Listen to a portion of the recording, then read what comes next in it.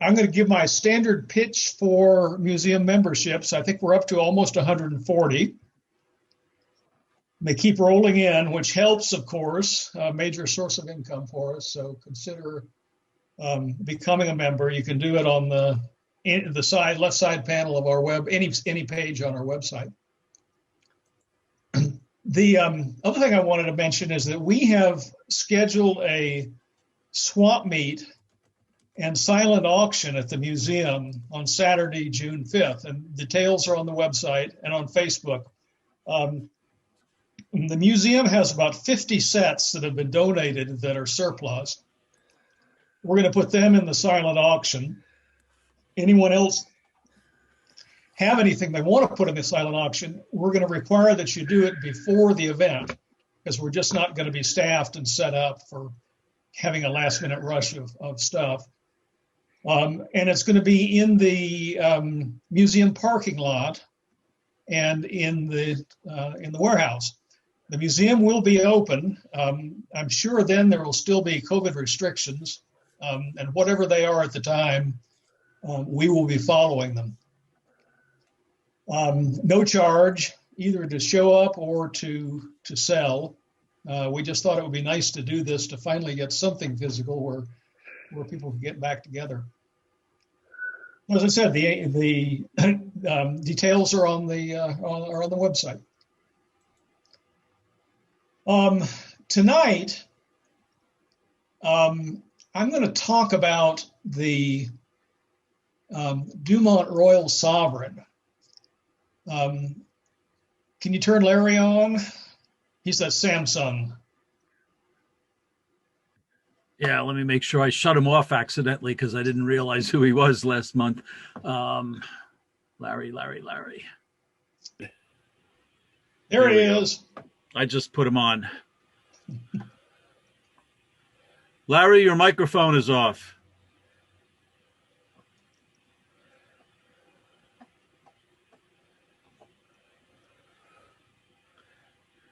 Larry, your microphone is still muted. Hey, we must be on a Zoom meeting. There we go. There we go. You got me? Hey. Hey. Good evening, Larry. Good evening, everyone. Good to see you. I've been talking to you, but I haven't seen you for a month. That might be a good thing. I don't know. Nah. As usual, Larry is doing a great job keeping the museum going and welcoming visitors through and so forth. Tonight, I'm going to talk about the Royal Sovereign. So, Larry, if you could aim the camera at it. Will do. Get started. This is a fascinating set. I think most of you know about it. DuMont had a history from the beginning of making larger than normal CRTs. Their pre-war sets, their standard set in all their sets they sold were 14-inch electrostatic deflection. But they also made a 20-inch set. I don't think any of them survived, but we have pictures of the CRT. And again, it's electrostatic deflection, big bulbous thing. So after the war, they continued the tradition. They made the 20 AP4, and a bunch of their sets use that tube. The DuMont Custom and a bunch of the others, that's a magnetic tube. And that was, I think, a 50 or 60 degree deflection tube. Well, in 1951, they built this set, which is a 30-inch diagonal tube. It's a metal tube, and I'll show it to you after we finish looking at the set. And it was really an engineering marvel. It's a 90-degree deflection tube, which is beyond the state of the art at the time. Uses 20 kilovolts. Produces a nice, bright, clear picture. Sort of difficult to set up because the deflection coil barely deflects the surface of the tube. So you've got to be very, very careful in aligning it, or you'll have shadow, dark areas in one corner or another. The set has a vertical chassis. Actually, it has two chassis. The main chassis has all the RF audio video circuits on it, and the power supply chassis has two separate power supplies, one for the low voltage, around 300 volts. It's a monster with two 5U4s. Transformer weighs a ton. Well, the whole set weighs a ton. And then on that chassis also is the deflection, a second power supply that generates the 20 kilovolts for the CRT. It's a flyback power supply. Two 6BG6s in parallel for the horizontal sweep. And an interesting thing about this set is that it has circuitry in it to shut down the high voltage in case the either sweep fails in order to avoid burning the CRT. It uses Larry, zoom in on the tuner.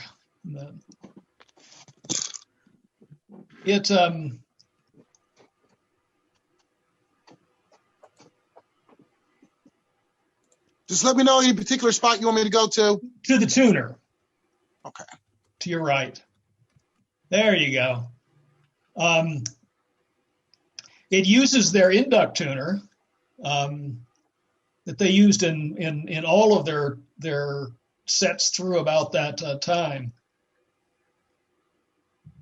I think it cost, if I remember right, I think it sold for about $2,000 or $2,500. I have no idea what that is in today's dollars, but it was certainly a top of the line set. There are maybe a dozen of them that survive today. I have no idea how many were made, but it wasn't a major production item. Larry, you want to move it? Well, before anybody have any questions about this before we move over to look at the CRT? Yeah, I always wanted to know what was that added knob below the tuner pin? That was UHF. Oh, For a provision for UHF. that's not factory though. That's not factory. Hey, Steve, Yeah. that $2,000 in 1951 is worth an eye blink over $20,000 today. Wow. I've seen price sheets from DuMont from 51, 52, and the RA119A was sold. I think they were held in inventory for quite some time, and they were discounted at one point, but I think they started out at $500.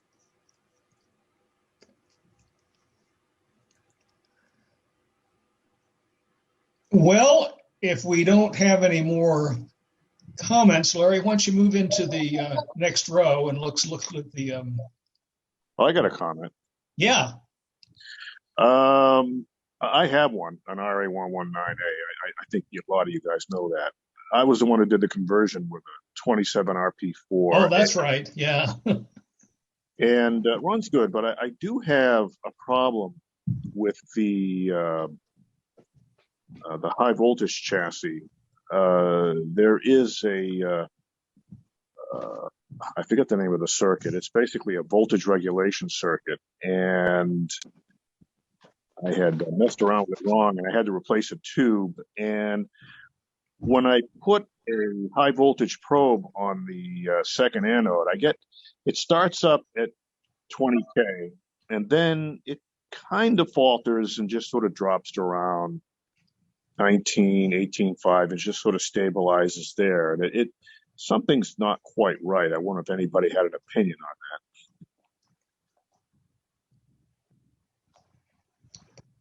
We've never had any issue with that circuit, so I don't really have any ideas for you. Yeah, I probably messed something up. I'll have to go in. Could it possibly be that the 27-inch? Could it possibly be that the 27-inch conversion draws more current from the high voltage? I didn't have that problem before. I'll tell you, it's amazing how straightforward that conversion was. I didn't have any problems with deflection. I think I changed one wire round resistor to get the adjustment to fill the tube, but that was it. It was a very, very easy swap. Steve, is that set operating in the museum? It was up until just before I left town. So I'm coming back in a couple of weeks, and that's on my list to get it going again. Yeah, it worked for a long time. What happened? I don't know. No picture. All of the sets in our museum, we have the sound disabled because otherwise somebody will turn the knob up. And so I don't know if the sound works on that in the set or not, but the picture just wasn't there one day. It's a mess to work on, a real mess. This is the only thing I can get to work. Well, better than nothing. Yeah. That's Steve. Okay, Larry, you got the CRT. Yes. There it is. You see his metal cone. Has a standard neck on it. The gun is nothing unusual about the gun. But as I say, an engineering marvel for its time.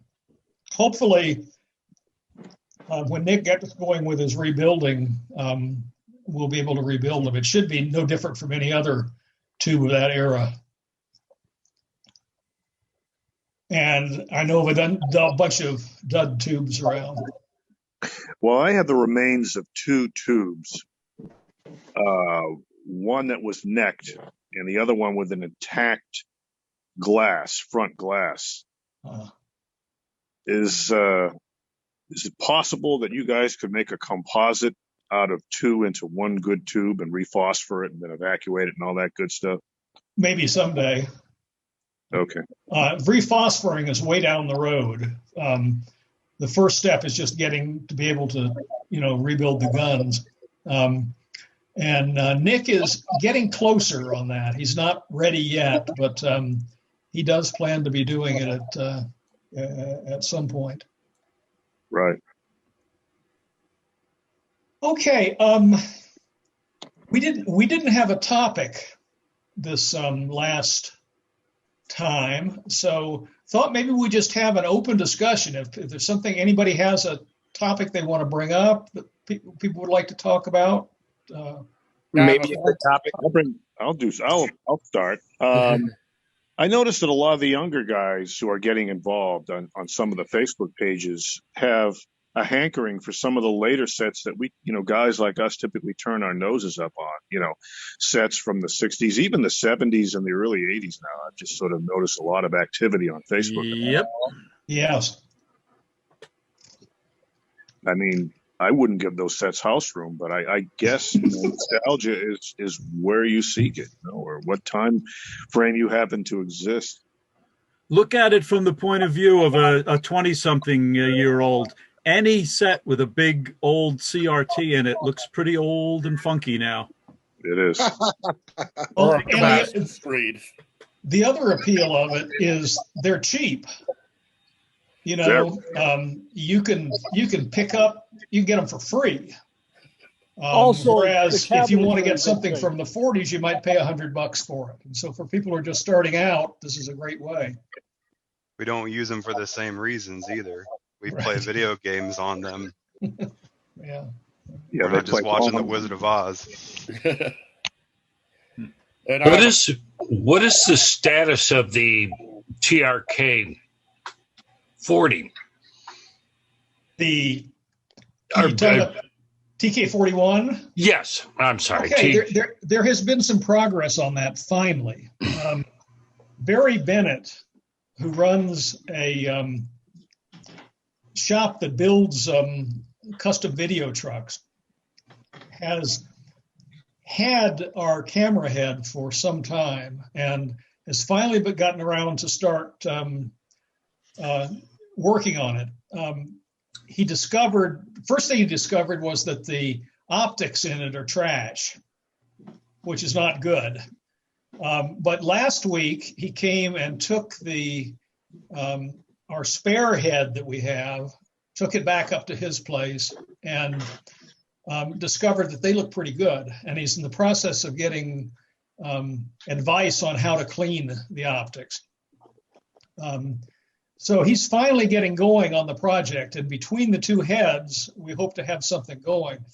I think he's going to use some of the original equipment that, at first, some of the original support equipment, but also use some modern stuff to get it generating pictures, and then gradually get the original stuff going. So we're making some progress. I'm hoping by this fall that we may have something going. I'm loving the tour by Larry. Great. Yeah, he does a good job. He's wandering around. Oh, is he still wandering around? Oh, you're watching him now. Oh, hey. I have a question if I can. Go ahead. Well, No, that's first time visitor here. Just got an email on the Amateur Radio Repair Groups IO, and I want to say this is the museum out in Ohio, which I believe it is. I visited there once or twice on the way out to Dayton, and I got a little collection here of new visitors, and I don't know if anybody could make use of them or not. I have no idea where I got them. They just been sitting. When you say new Vista, do you mean CTC 19 or? Whatever. Yeah, what model? Okay, what's the part number on it? Oh, now I got to get some glasses on. Are you talking about the tube, like the tubes or the TV sets? Yeah, if you got an early transistor. Yeah. If you've got 7586s, that would be interesting because that's the front end of most of the RCA quad machines. Yeah, this one's RCA and it says 048.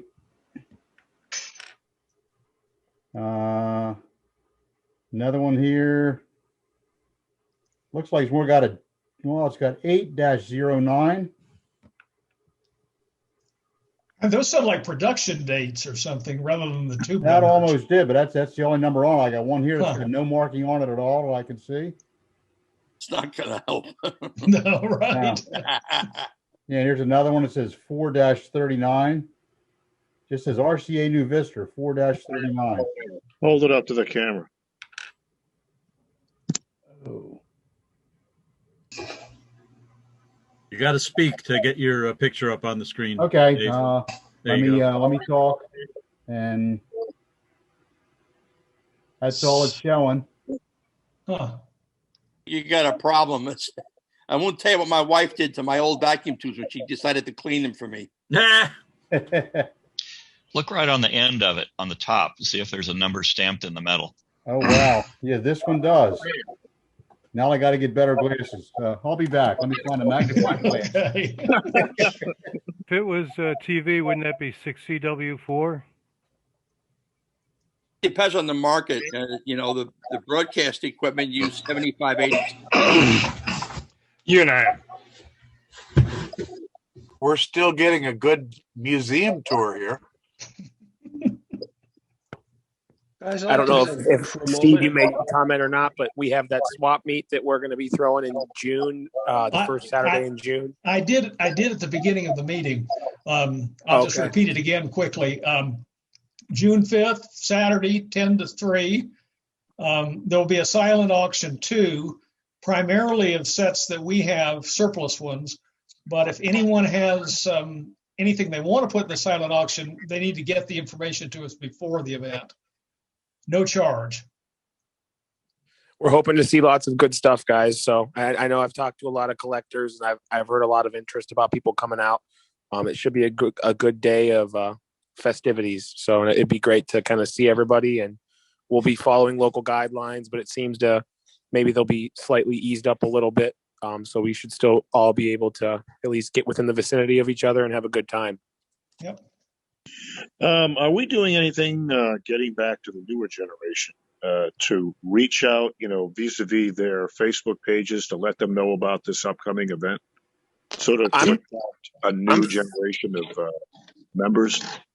I'm fairly plugged. I'm 29. I'm fairly plugged in with a lot of the younger guys, and I've done a pretty good job of reaching out. If anybody else on here is younger or older or whoever, please. There's a link on the ETF website. Please share it. Young or old, whoever. We're not ageist, so please. Good. If we were ageist, we'd be screwed. We do post multiple notices on about, well, I guess we're up to about 15 Facebook groups now. Okay, good. And on Video Karma, we're on the Rectangular Tube forum. So we're doing everything we can to publicize to that group.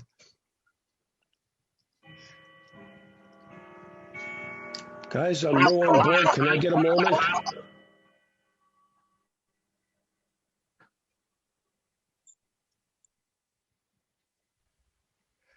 Okay, sounds like the discussion has sort of tailed off. Why don't we move on? I think that Steve? Yeah. I have a follow-up to that eBay scam that I mentioned during last month's meeting. I gave the seller negative feedback. Yeah.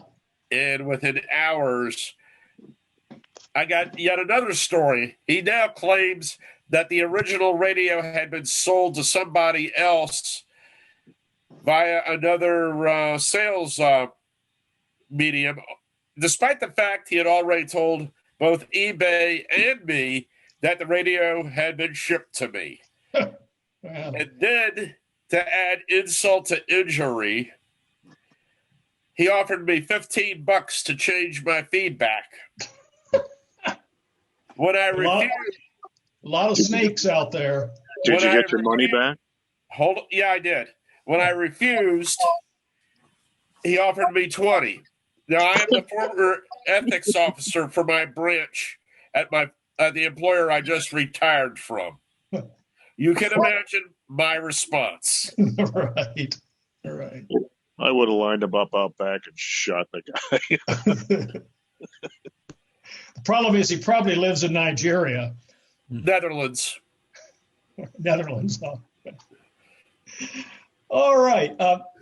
Mike Molnar, I think, had some interesting news that he wanted to talk about.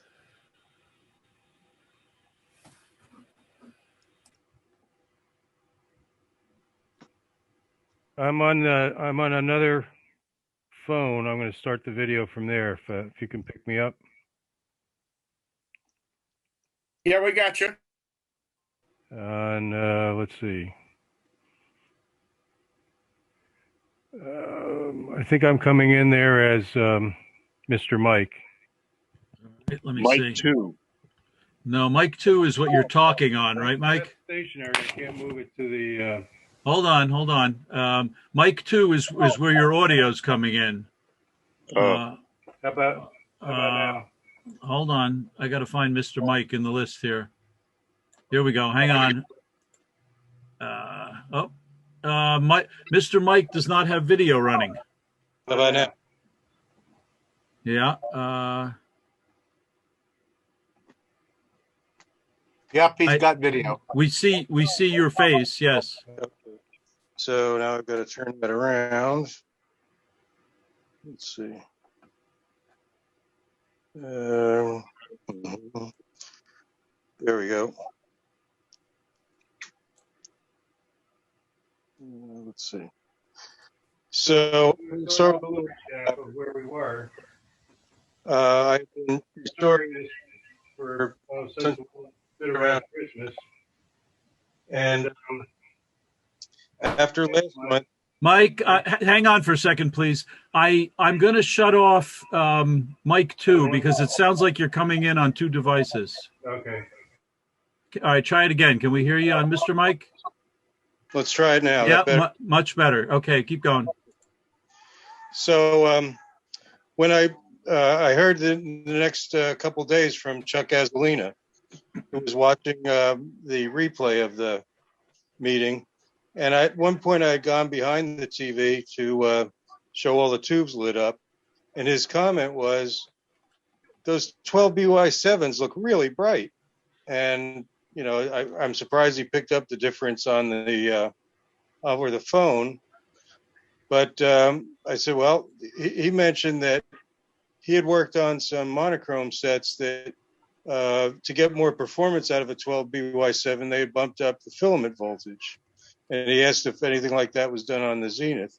And I really didn't know. So I went back and checked. And sure enough, the filament voltage on a 12BY7 was 7.8, which is, into like meltdown, I would guess, on these tubes. So I went to take a look at the diagram to see if it was anything intentional, and it wasn't. It turned out the way that Zenith did the filament voltages kind of follows this diagram of a 12.6 volt center tap, and then two strings of 6.3 volt tubes. And when I measured what's going on some of the other tubes, a bunch were 7.8, and then the other side of that was 4.8. So I was getting multiple symptoms, all caused by one bizarre problem, something I had never really seen. It's got to be something in the winding. And what I did was went to good old eBay and found someone selling just a 12.6 center tap transformer. I think this one will take 20 amps. And I've got it patched in. And all of a sudden, a lot of problems started going away. The end result was when you first turn it on, it was still working really bizarrely because I had tweaked so many things to try to get it to work right with the wrong filament voltages. So I pretty much went back to scratch and started to build it up, and basically doing pretty good. Still got to do, it looks like I'll have room down below under the power supply chassis to permanently mount that transformer, which would save the cost of having a new power transformer built. But still little things to go through. I've got to tweak the color oscillator once in a while to get the flesh tones right. But so far, I'm really happy with the progress. I can actually leave it running now and go in the other room for a minute without checking where the fire extinguisher is. So that's always positive. And that's my little report. A bizarre problem, something I'd never seen before, but glad to get it behind me. And with the thanks of the last meeting. Mike, that's to me, that's an amazing story. Great stuff. The whole thing from the beginning that somebody noticed that the tubes were too bright, and then the fault itself is one that I've never seen. So. You had good eyes on Chuck Azzolina's part, huh? It was a Chuck. Yeah, excellent. He's definitely getting a beer on me when we get together for the meeting next time. It looks really good. Hard to complain about that picture. So. Yeah, no, it's doing fine. And, when you first bring it on, the flesh tones aren't right, but you give it a little warm, it comes in. You should take a lot of load off of that power transformer now, so it should run cooler too. Yeah, and even with the problem, it didn't run hot. I mean, I put a temperature gauge on it. It only went about 10 degrees over room temperature, even with the short in it. So whatever it wasn't that bad to hurt the whole transformer. I'm not familiar with this set. Was the picture tube rebuilt? No, it's, I believe, original. I'm not the original owner, obviously, but I believe the Zenith used Roland 15 GP22s, and they seem to have held up.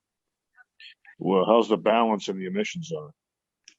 I haven't put it on a Beltron. I don't have a hookup for that, but it levels out pretty good. The monochrome, it gets a nice grayscale. Good. Well, thanks, Mike. That's really interesting. I'm glad to on to Mr. Conrad's presentation.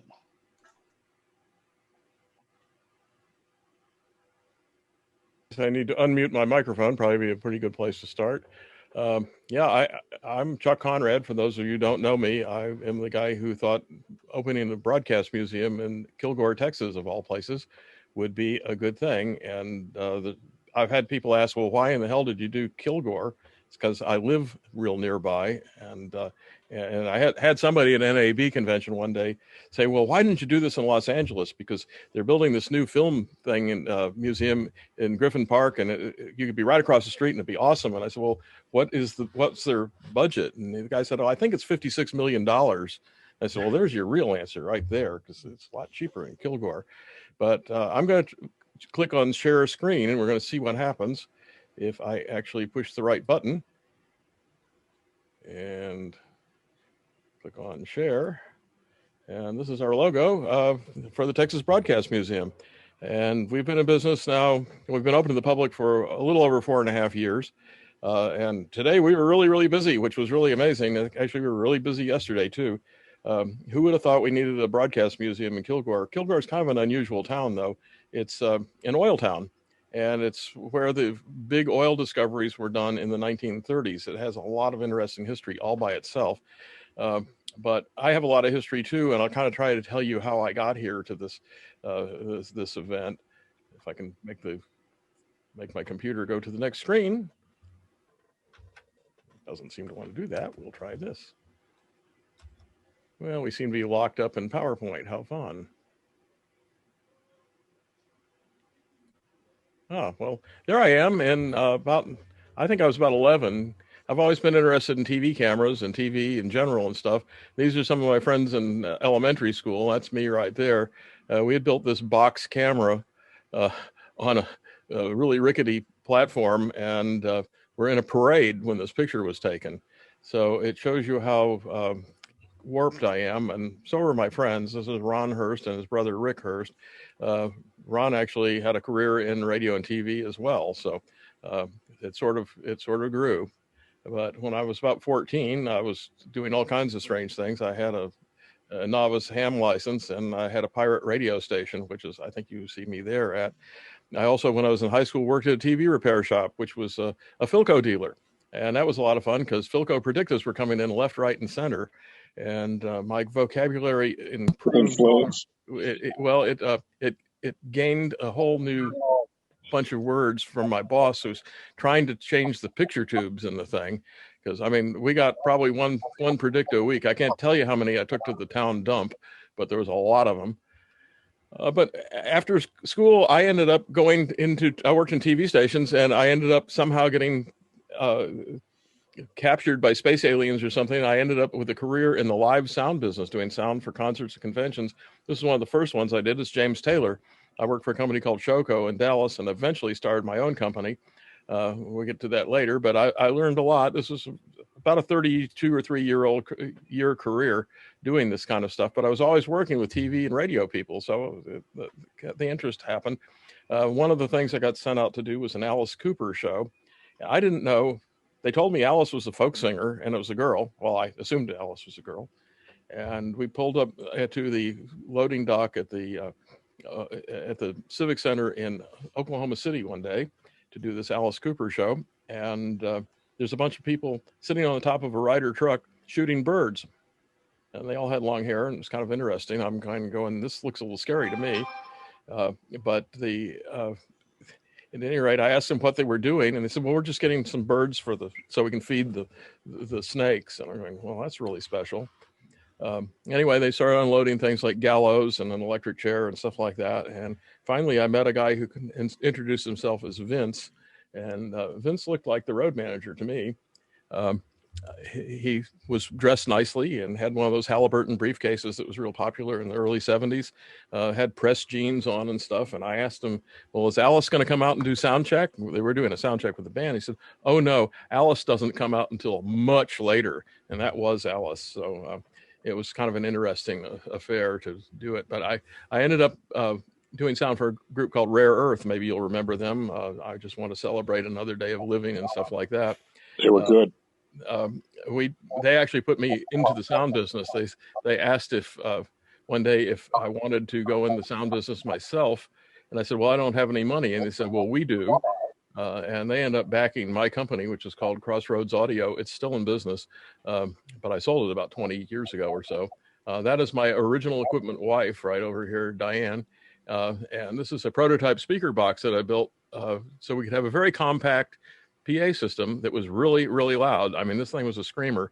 Each box had its own amplifier in it, which at the time was revolutionary. Nobody did that. Now every PA system you see at a concert has powered speakers. Of course, it's a little easier to do, but each one of these had a Crown DC 300 inside the thing. But the deal was you could stack this stuff up, plug a power cable into it and an audio drive cable for highs and lows. The crossover was in the console. We could be set up in 30 minutes, and we did that. And the promoters really, really liked that. Plus, it was really crossovers. I'm sorry. Yeah, it was electronic crossover. Yeah, it was an electronic crossover. I used one made by a company called Spectrasonics. It was in Salt Lake City, I think. It was a pretty good crossover. That was one of the problems with a lot of the early PA systems, including the ones that Shoko had. They couldn't understand why they were blowing out high frequency drivers, and the crossover they were using in the thing would cross over at 800 cycles, but it came back up about 400 cycles down to DC or so. And high frequency drivers do not like that at all. Hey, Chuck? Yeah. Was that a big Cliff logo in the background of the photo on the right? Just before you... Yeah, is that a big Cliff logo in the background? No, KLI something or other, but I don't think... well, you know, it might be, actually. This might be Dallas Convention Center Arena. I really don't remember where the picture was taken. I know it was a Rare Earth show.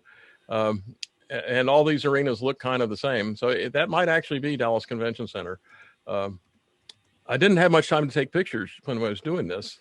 So I don't have a whole lot of pictures, which is kind of too bad. But, you know, when you're in the midst of stomping out forest fires, you sometimes don't think about taking pictures. And we didn't have cell phones either. So, but I ended up going out on the road with Cat Stevens from 1971 to 1978. And this guy paid a lot of bills. He was an interesting guy, to say the least. I liked his music a lot. We built lots of equipment for him. And he was, like I say, he paid a lot of bills. And he made a lot of things actually that have happened today possible because of, I got to pay off my house and didn't have my car was paid for and stuff like that. That really helps when you're young. Also did sound for Arlo Guthrie. He was probably the most fun to work with. Arlo is, if you've ever heard Alice's Restaurant, which you probably have, everybody I think here is pretty much of the age to know Arlo. He's not putting on an act at all. He really is this way. He's like that all the time. He's a very funny guy, very quick-witted, also good musicians. Did sound for Charlie Pride for a long time. Found out he cheated at poker. That wasn't real good. But other than that, he was real popular, so we did that. But somewhere along the line, the Republican convention came to Dallas, and we did a lot of ancillary sound for that. But we still did outdoor concerts. This is a Willie Nelson 4th of July picnic, for instance, in Lukenbach, Texas. You've heard of Lukenbach, Willie Whalen and the boys, and this is what we did. This is more like the Vomit Fest or something, because I mean, everybody. It was all day long in the broiling heat on 4th of July in Lukenbach. It's super hot out there. Everybody's consuming giant quantities of beer and other inebriants. And by midnight or so, when the thing got over, there's just a whole bunch of people passed out all over the mud and goop, and it's horrible loadout. You know, the snake cable was just nasty at that point to wind up with. That was the last thing we do, in fact. What year was that? Well, as far as I know, I don't know if they're still doing it, but with that year, that picture was probably 1995 or so. I don't know. We did it for years. And right after that, we would do a Mary Kay Cosmetics convention for 3 weeks in the Dallas Convention Center Arena. Somewhere along the line during the Republican convention, we started doing a lot of stuff indoors for parties and events and things, even Nancy Reagan luncheons and stuff like that. And I noticed that we could be indoors. It was air conditioned, and the food was much better, and you could go home and sleep, which was kind of a novelty too. This is a show for American Airlines that was mostly just for, all these airlines. We had American Airlines and Southwest were both good customers. A whole bunch of other people, Miller Beer, Piper Aviation, Dr. Pepper, a lot of convention work. We even did NAB a couple of times when it was in Dallas. And I kind of like this better, but we still did concerts. And in fact, here's one where a few of my best friends showed up in Austin, Texas, in a place called Zilker Park. We had a brand new PA system that we'd never tried before, and the thing was amazing. But this was Fleetwood Mac, I believe, among others. But the park went on about a half a mile back. It was crazy amount of people in the place. It was a free concert. But these were to be avoided if at all possible, although they paid pretty well, so that always helped. But meanwhile, I was collecting weird stuff, and my garage started looking like this. Now, it looks pretty neat there in the picture, but I assure you there were places that were not neat. It was probably staged somewhat. The camera that's right over here, you'll see later in the museum. This was actually, it's a GE image orthicon, 4.5-inch image orthicon camera. It was there when Lee Harvey Oswald was shot. I didn't know that when I got it, but that's a whole other story. Somewhere along the line, this little jewel came to visit me. That camera, actually, I loaned the 6th floor museum because I wanted to use it for a special exhibit. And they said, you wouldn't want a TV mobile unit, would you? And I went, well, I don't know. At the time, I'd owned 2 buses and a whole bunch of trucks. So I wasn't too intimidated by something big. And they said, well, we know where this is. Do you want it? And it turns out it's a DuMont telecruiser. It's the very first one they ever sold. You'll see a better picture of it later. But in the it wasn't air conditioned originally. And in the 1960s, they updated it and put some old Marconi cameras in it out of their other mobile unit and put this lovely air conditioner on the top of it. It was the most butt ugly thing I have ever seen in my life, I think. The funny thing is it worked, and it would go really cold. I have a radio station, and this is a lobby of where I'm sitting, actually, just right outside. And this is when you come in, and there's no longer a TK11 camera sitting here, but a lot of this stuff has gone to the museum, but it still looks more or less the same. You wouldn't think anything was missing if you came in, if you didn't know what it looked like before. But at the radio station, I had these little kids come in one day. They wanted to see a radio station, and I thought, well, that's nice. But, it's basically some Dell computers and a couple of audio consoles, not too interesting. So I crank up this Victrola over here with a very politically incorrect record on the thing and showed them how that worked. And this little kid with the red hair says to me, why are you cranking that? And I went, well, it was built about 1905. And back then, most people didn't have electricity. And I said, the kid goes, they didn't have electricity? Are you kidding me? They didn't have electricity? I said, no, very few people had cars. Electricity was pretty unusual in a house. You got to take a bath every Saturday night in the kitchen, whether you needed it or not, or wanted it. I said, cars were different. Nobody had a phone. And the kid goes, wait a minute. They didn't have phones. How'd they get on the internet? Good question. I was actually, he kind of stunned me because I wasn't expecting that. And I think I blurted out that Al Gore hadn't invented it yet. But he's never known a time without some kind of device in his hand. These kids don't know. I mean, you grew up with an iPad or something, or a leapfrog or something in your hand, and they just really don't know that there was a time without that. So we met another guy in Kilgore named Warren Willard, and he likes to collect gravitationally enhanced devices too. He prefers things in large walnut or mahogany cabinets and stuff, especially radios, but Victrolas, TVs, things like that. And we got together. We discovered we were both equally sick, and ended up starting the Texas Broadcast Museum. And this is what it looks like today. At least pretty close to today. Yeah, the grass is even cut. We actually cut the grass just the other day. This thing used to be a car dealership. It was a Chevrolet dealership back in 1949. It was built, so it kind of fits motif-wise with the rest of what we're doing. When you come in the front door, this is what it looks like. There's a ticket booth to your right where we try to get a donation or something. There's a talk radio set here, a whole ton of TV cameras. Last count, there's almost 100 cameras on display, and there's a whole bunch more that are not on display. We have a serious storage problem. Here's a little video of what it looks like when you come in. We have a lot of film editing equipment because a lot of TV was on film, of course, in its early days. There's a working film chain, Ampex 1200 videotape machine, a 1-inch machine, portable machine. This is a DuMont Electronicam, which we got from Chuck Ferris, incidentally. But you know, everything was on film back then, and the Electronicam I'll get into in a minute, but it's a very interesting device.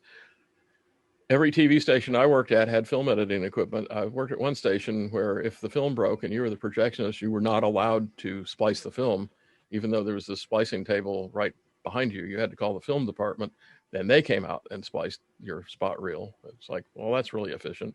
But most of the stations I worked at some little UHF stations where you did everything. You know, it was you know, actually a great learning experience to go to a place where you did everything. Here's the Electronicam. This is Jackie Gleason thought this up, of all things. He was doing the Honeymooners show, and he combined a TV camera with a film camera. And so whenever the TV camera sees, the film camera records on film, because prior to this, everything was on was done by kinescope recordings, where essentially you have a camera recording off the screen of a quote high resolution monitor, and they look awful, frankly, and these look really good. If you go look on the on some of the YouTube videos with Jackie Gleason's Honeymooner shows, you'll see at the end it says filmed on the DuMont Electronicam system, and they really look okay. They had 3 cameras in their shoot, and they would make a kinescope so they could edit it on Monday morning, and then send prints out to all their affiliates by bus. Is that the one with the split lens or the prism? Yeah, there's a prism in there. That's what this is all about right here, where my cursor is. It's pretty ingenious, really. And we actually have some sales literature for this.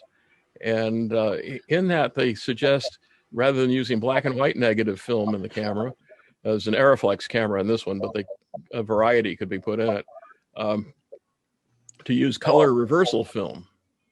They specifically liked, I think it was some Ansco film or something, but at any rate, their idea was that when color TV came out, you can make black and white prints off of that color negative. And then when color TV becomes more common, you'll be able to make color prints of your old show. It's pretty ingenious. That prism, was that called duoscope? I don't know. As far as I know, it's just a prism, but I haven't seen anything, but maybe Steve knows. I really don't know. As far as we know, there's only a couple of these left. I think they maybe made 10 or 12 of them ever. When videotape came out, that, of course, made this completely useless. But to me, it's interesting that the film camera is forward of the electronic camera. Why was that? Probably just logistics, to be honest with you. The actual camera is actually back about the same place as the lens opening on the DuMont camera. It's fairly recessed in there. It's not that far out. But basically there's a lens here, and there's a prism that splits the image, and a mirror right here that dumps it back into the image orthicon camera. It's actually pretty simple when you think about it. And in fact, they used this same idea much later in the film industry so that they could see what the film camera was shooting. They put a Vidicon camera on the eyepiece, and that way everybody could see what they're doing. Wasn't Jerry Lewis the guy who thought of that? Yeah, but you know, DuMont actually in their literature suggested doing that when this thing was new in 1953 or so. We know there's one other in the museum. I think it's in South Carolina. And other than that, I don't think it's not complete. Yeah, there's one at the South Carolina State Museum in Columbia. Right. It came from the collection of Dr. Thomas Goldsmith from his days of teaching at Furman University. Right. And that one, for some reason, though, the viewfinder comes off on these DuMont cameras. And that one, the pictures I've seen of it, does not have the seam right here, nor does it have a connector.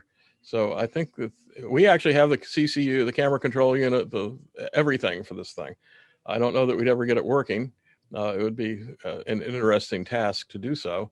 But as far as I know, those are the only 2 that have survived. This one we think was used on Captain Video. That's according to Chuck Ferris.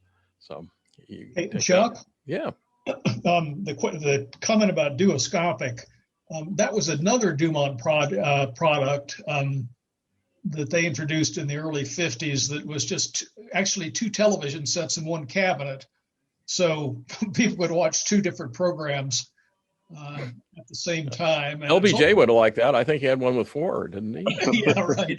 And it was also apparently used for stereoscopic experiments. Aha. Well, early 3D TV, I guess. You know. Yeah, right. That would be how you do it. Well, let's move on here for a second. We have a working film chain. Most everything you saw on TV was on film in the early days because, well, there was no videotape for a starter. This one's 1960s vintage. It's an Eastman GE camera. It's a four Vidicon color camera. Set of mirrors here that work on compressed air. I have the mirrors wired so it's just straight through because the air compressor will drive you right out of the room. The cylinders leak. They need some O-rings or something. But the projectors actually work. It's just very awkward to switch the mirrors. But you can deflect any of these three projectors into the screen. But you see it's actually making a picture here. So I loaded film on a lot of these things. These Eastman projectors, the RCAs were much better, but almost every place I ever worked had Eastmans, and they eat film and break splices like it's going out of style. But I've actually used this particular one with a film chain here at my house for a while that I was copying. I got really involved in the car club business. And both Classic Car Club of America had a big film library, and the AACA Antique Auto Club of America had a big film library. And I transferred all that to SVHS tape and then made them VHS copies of it. They are in the process now of digitizing all that stuff. So I don't know what's going on with it, but luckily I'm not involved. But this projector served yeoman duty for quite some time. And then we have a videotape machine here. This one came from WTTW in Chicago. I dragged this down. I was going to Chicago a lot, and I rented a U-Haul trailer and put this in the trailer and hauled it behind my car. It wouldn't fit in an enclosed trailer. So it weighs about 1,000 pounds. It was very festive moving it. This particular one was used for experimental stereo TV. You'll see down here, there's a Innovonics record playback amp that's been added to this. They had a special audio head made that was stereo. And the story on this one is that it was used for experimenting with the Zenith DBX stereo TV system that we all enjoyed for quite a while.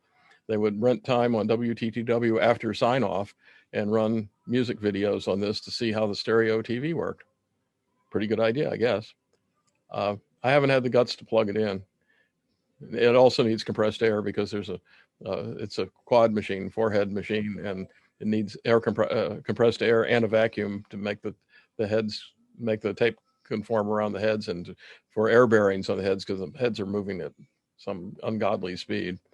But it's little, it's lovely, it's not light at all. It really hurts when it's got casters on it, and if you hit your little pinky with it, when you're rolling it, it really, really hurts. I can tell you how I know that. It's also a 1-inch machine over here, which worked when it left my house, but it didn't work when the precious smoke came out when we plugged it in. So that is a to be addressed thing, but it's been to be addressed for about 5 years now. So I don't know how soon that will happen. Here's one of our models showing you the lovely Ampex machine. Just for some eye candy, we have a TK11/31.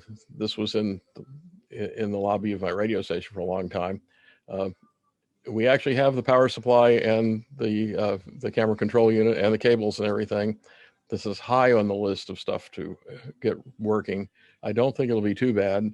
It certainly is easy to access all the parts in it. All the resistors and capacitors are on strips that you can see the one that the smoke came out of. It's no problem at all. And otherwise it's just vacuum tubes.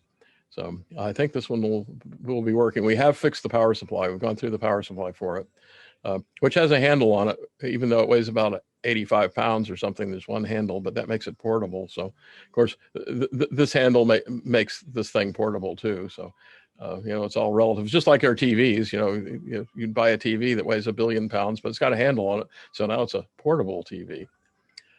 This is the camera that actually started a lot of this.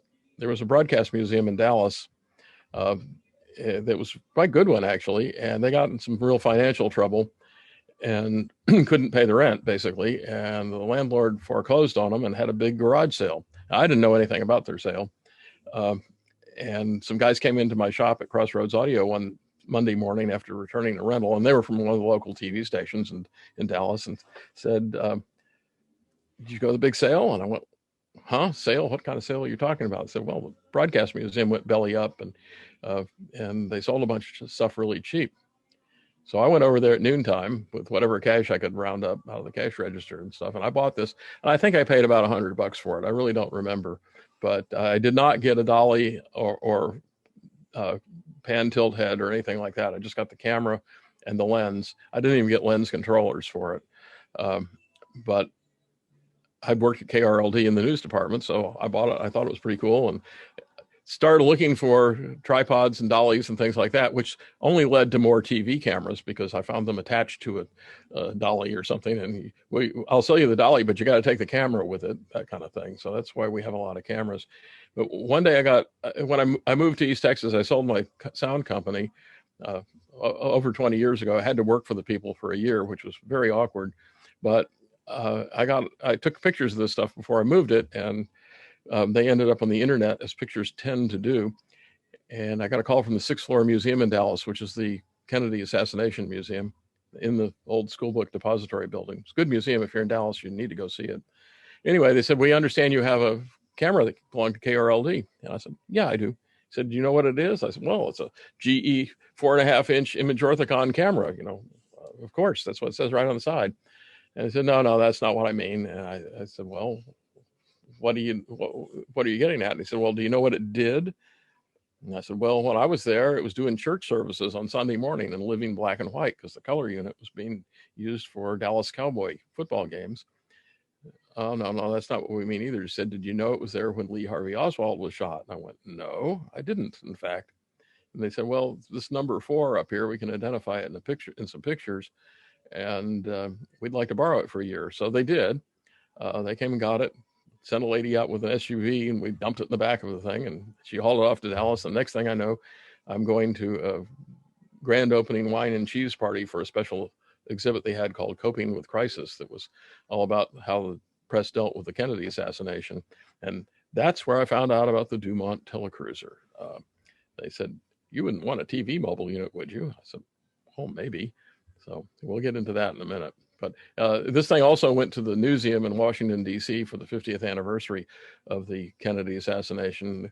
You can tell the Newseum's gone out of business. They closed, but they sold their land for a whole bunch of money. Great museum, though. But instead of the Dallas version, they sent a fine arts moving company and also a stack of papers that's probably about that thick, legal stuff to fill out. But anyway, they sent a fine arts moving company in this really gorgeous Peterbilt truck, bobtail truck with big lift gates and stuff on it. And 2 guys in white uniforms got out, and they had a crate they'd already built for this thing. And they put it in the crate, and they padded it all up, and they sealed the crate up, and they strapped it down inside the truck and drove off back to Washington with just this TV camera in it. And they didn't want the tripod for whatever reason. I have no idea what that cost, but I have a good idea why they went out of business.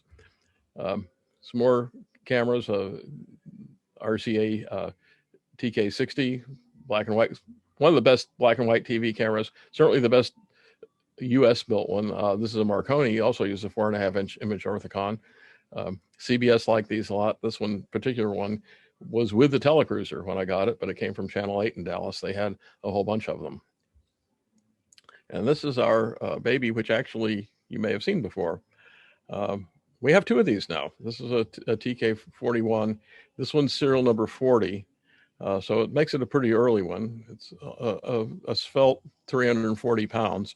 So it's not exactly portable, but they did haul them out anyway. The early ones had 3 camera cables that came out of it, one for red, one for green, and one for blue. It was really basically 3 TK 11 cameras inside a box with some optics. That's really what it is. And there's separate cables. It made for a bundle of cables that was about as big around as your leg. So it took 2 guys to operate it. One guy was sitting there pointing the camera and focusing it, and the other guy was dragging the cable around. That was actually a real union job. And we have a couple of nippers here that somebody gave us, and they seem to look okay on top of our RCA color TV. Sadly, this does not work because the CRT is bad, but that seems to be a common problem. I'm not sure how many of these are left. Do you have any idea, Steve?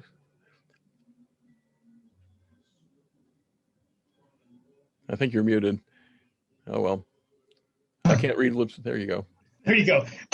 I think between 140 and 150. They keep popping up.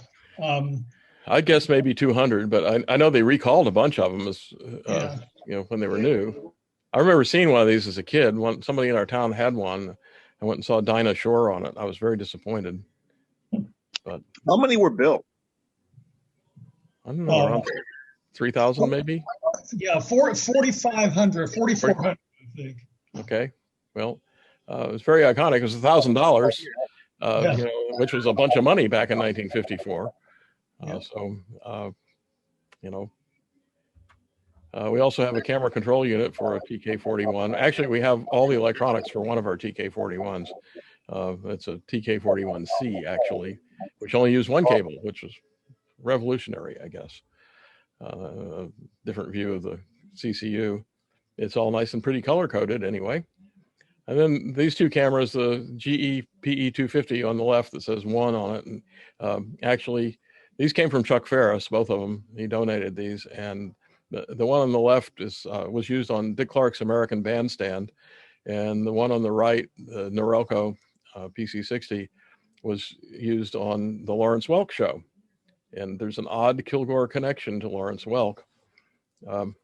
They were Champagne music makers, and they had Lawrence had a champagne lady that uncorked the bottle, among other things. And she was from Kilgore. The first one her name was Alice Weish Lawn, and she grew up right around the corner from where this museum is, and was a Kilgore Rangerette, which is a drill team that's world famous these days. And she got fired. I didn't know anything about Alice at all. One of her relatives brought a picture of her in, and I had to go find out. And doing a little Google, University of Google search on her, I found out that she got fired. And the reason she got fired is because she showed up. She had to bring her own costumes.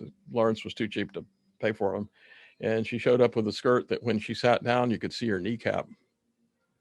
And he wasn't going to have that kind of scandalous nudity on his family show. So Alice was long gone. It made all the tabloid newspapers, though. One quote, she said, "Well, it didn't pay very well anyway." Oh, well. We have a lot of Philco Predictas. Pretty good collection of them here, including one that's working, sort of. That one's actually blown up right there when we were demonstrating it to people. That's always festive when that happens. As I said, I work for a Philco dealer, and these things are miserable to work on, frankly. I know a lot of people love them, and they are certainly iconic. There's no doubt about that. But a good TV, well, I'm not real sure. We also have a couple of the Safari all transistor projection TVs. The ads for these say, "It's just like watching the movie theater." Yeah, right.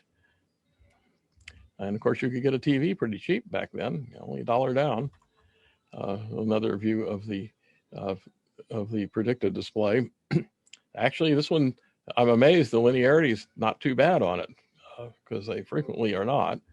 And of course, we have tube testers because everybody had to test tubes at one time. The one on the left is from 1932 that I got the cursor over. That says, "Let us test your tubes every 3 months and replace them at least once a year." I got 80-year-old tubes that work fine, so I'm pretty sure it was that's a sales pitch. Of course, we just happen to have a bunch of tubes down here, so when your tube tester says it's weak, we can just fix you right up for $2.85 because it's going to go bad sooner or later. You can count on that. I remember seeing one of these things when I was a kid. While I was working at the TV repair shop, and there's a drugstore up the street that had a tube tester, and it had a knob on the back of it that said "Cal," as in calibrate. And apparently, some of them you could set so that the meter read low all the time. Who'd have thought that? More TV cameras, some industrial ones. There's cameras everywhere. Like I said, there's about 100 of them. There's a TK76, which is one of the first portable cameras. Hitachi cameras. This particular camera right here, this GE camera, came from SMU. I went to SMU as a student in college, and I actually ran this camera. So it found me. It was a terrible camera. For some reason, SMU spec'd out a TV studio. It was a pretty nice studio, except it was all black and white. And they spec'd it out about 1960, but they didn't get the money to build it until about 1967 or so.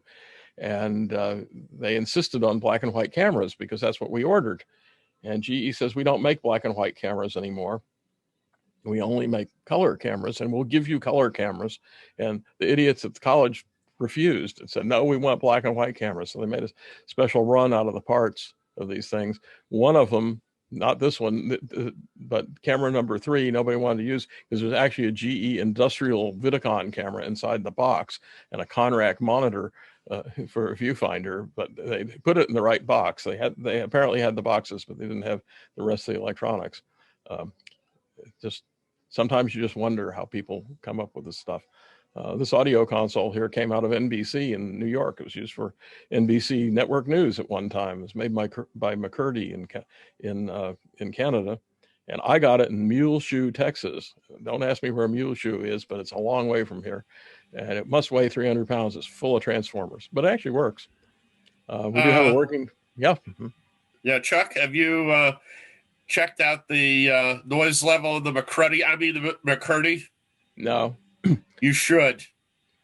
Well, maybe a pink noise generator or something, but exactly. They make very good pink noise generators, as we found out at WGMS and the other RKO stations. Okay, well, this one at least came with the instruction manual and the diagrams and everything, and it even says specifically it was built for NBC News. And I think they were using all line level sources in the thing, except for the mic. There's 2 mic channels in the thing that have parametric EQ, and the rest of them are pretty straightforward. So if you're running the output of tape cartridge machines or reel-to-reel machines, it probably wasn't an issue. And it's probably going down telephone lines to AM stations anyway.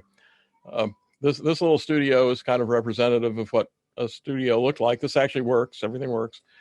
Cart machines work, tape recorder works, turntables work. People are amazed to see it work, actually. It's a lot of fun. We have a radio talk studio too. This old car dealership had a whole bunch of rooms that were perfect to make studios out of. One of them's filled with tape recorders, got a lot of tape recorders. Actually, they're all over the place. All the stuff's all over the place, but there's kind of a concentration here. There's even an RCA, I think it's called RT101, an Ampex 350, Ampex AG 440, and 2 440s, a Fostex 8-track machine, all kinds of stuff there. We run it through a Ramza console that somebody gave us, and play jingles through this a lot.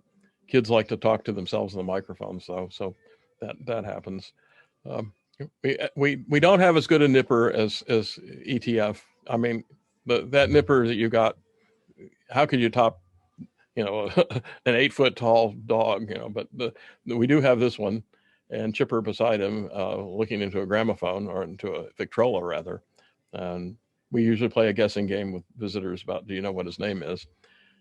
We do events a lot. Well, at least we did, and they're coming back. That's good news. We've got a whole bunch of them. We call this area Studio 4, and it has video projection and a really decent sound system because, well, that's what I did for a living. And we've seated as many as 220 people in here. I don't recommend it with 220 people. It's a real crowd. This is the Texas Radio Hall of Fame induction ceremony. We've done that several times. It's quite an experience to have a couple hundred disc jockeys locked up in one room, if you know what I mean. They call them radio personalities, I believe, but they're heavy in the personality department. But they do like to hear themselves talk. Actually, one guy was up making his acceptance speech at our podium, and he said, well, I'm finally back in a place where I actually know how to run some of this stuff. So another gathering of people. But this is one of the ways we help finance the museum. It's been a little tough this last year because we didn't do any for a whole year. And we're pretty reasonable on our rental rates and stuff, but it really does help to have this. If we can do a couple events a month, it at least pays the electric bill, which is substantial, especially when the air conditioning's on. We have 10 air conditioners that are 4 or 5 ton each in this building. So when there's 3 electric services going into the building. So when the meters are spinning, they really are.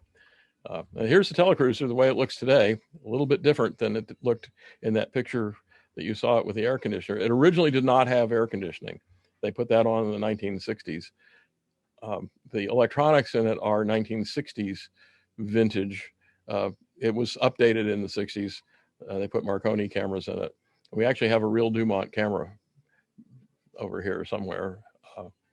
Funny thing is, somebody sent me an email one day and said, there's a lady in Fort Worth that's got a DuMont camera in a garage sale. Oh, sure she does. I'm sure it's right next to the Tupperware lids or something, but I called her up and sure enough, she did. And I went over and bought it, and we had to haggle over prices for quite a while. Her father was a ham radio operator, and somehow he had it. It looked absolutely terrible. It didn't have a tripod or pan tilt head or lenses, and it was painted some hideous metallic blue. But anyway, I ended up with it for $25, so I thought the price was right. I got out of there as quick as I could when she finally said $25. This is what the interior looks like. This was used during the Kennedy assassination coverage, and on this monitor you can't see it here, but we run a video that Channel 8 in Dallas, who owned this thing, that was actually shot out of this thing during the Kennedy assassination coverage, and that's kind of neat to have. The funny thing is, this Channel 8 in Dallas was originally called KBTV, which is what it says on the bus. It's now called WFAA TV, but when it was called KBTV, a fellow from Kilgore, Texas owned it. So all Kilgore oil money paid for this. According to literature that we got, he paid $94,000 for this thing in 1948. Hey, Chuck? Yeah. That Gates Yard 80 board brings back some really bad memories. Well, if you like microphonic audio, it's perfect. Yeah, that was the first board I ever used at WOHN, the mighty 1440, at the first radio job I had in 1974. It's not my favorite board. Let's put it that way. No. They are. I don't know. For some reason, you can almost talk into the thing without a microphone. I mean, the tubes in it are very microphonic, but it kind of is what it is, So, but it at least looks the part. We got lots of TVs. I mean, there's a Zenith porthole, there's an RCA, and there's a Hoffman down at the end with its green screen. Several of these work. Some don't. We don't usually have this particular set of them connected up, but a few of these work. Some of these actually came from ETF not too long ago, from the silent auction or just the flea market. This is a Crosley, but it actually is an RCA 630 basically. It works pretty well. There's a Motorola down here and a Hallicrafters. People are astounded that people actually watch TVs like this. I'm sure you get the same thing at ETF when people come in and they go, well, I didn't know they look like that. But it is part of our history. Things like the Pilot TV, people go, oh, how'd you watch that? I go, well, you watch your phone, don't you? But that must have been quite something. Of course, they had magnifying glasses. In fact, I think that magnifying glass came from the silent auction at ETF. So thank you. There's a Sentinel and a Motorola and an RCA and a whole bunch more TV cameras, of course. We have a wide variety of radios, too.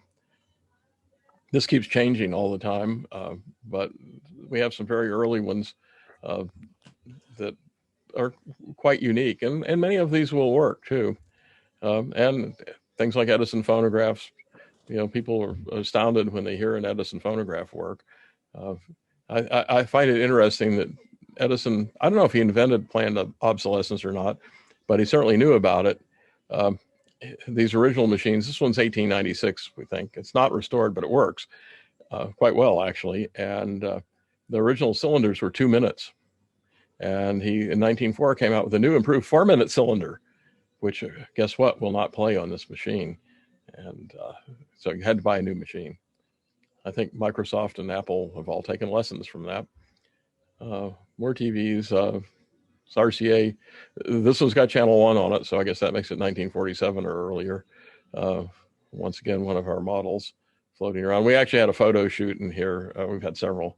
We'll rent the place out for whatever you want to use it for. And these were fashion model things that ended up in a magazine, local magazine. Philco projection TV and RCA projection TV beside it. We haven't had the guts to plug this RCA in and see what happens. This is our Berkshire. This is a fairly recent, and there's one at ETF, isn't there, Steve? I'm pretty sure you got one. They're a pretty unusual TV because I think 250 some odd were built. That's it. And it's $3,250 in 1948 money, which was a bunch of money. And this is one actually works. And it has not been restored either, which is kind of interesting. We got it from a guy who had it in his living room. He did work for RCA Service Company, and he ended up getting this thing. Apparently he nursed it to life all the time when he was with RCA, and ended up getting it from the family that owned it in Dallas. They owned a liquor distributorship. I guess there was good money in liquor, because $3,250 was a lot of money back then. But there's the phonograph part of it working. And you know, changing to television is really fun, because it's got this interesting tuner that scrolls through all the bands, AM, FM, shortwave, and TV. And with any luck at all, my assistant will get out of the way here and we can open the door. And by that time, maybe the picture will come on. And I think we'll see Howdy Doody here in a second. There he is. It actually makes a pretty good picture when all things are said and done. We have something that's making gigantic interference. Well, actually, we know what it is. It's our exit signs. The LED exit signs make horrendous RF interference.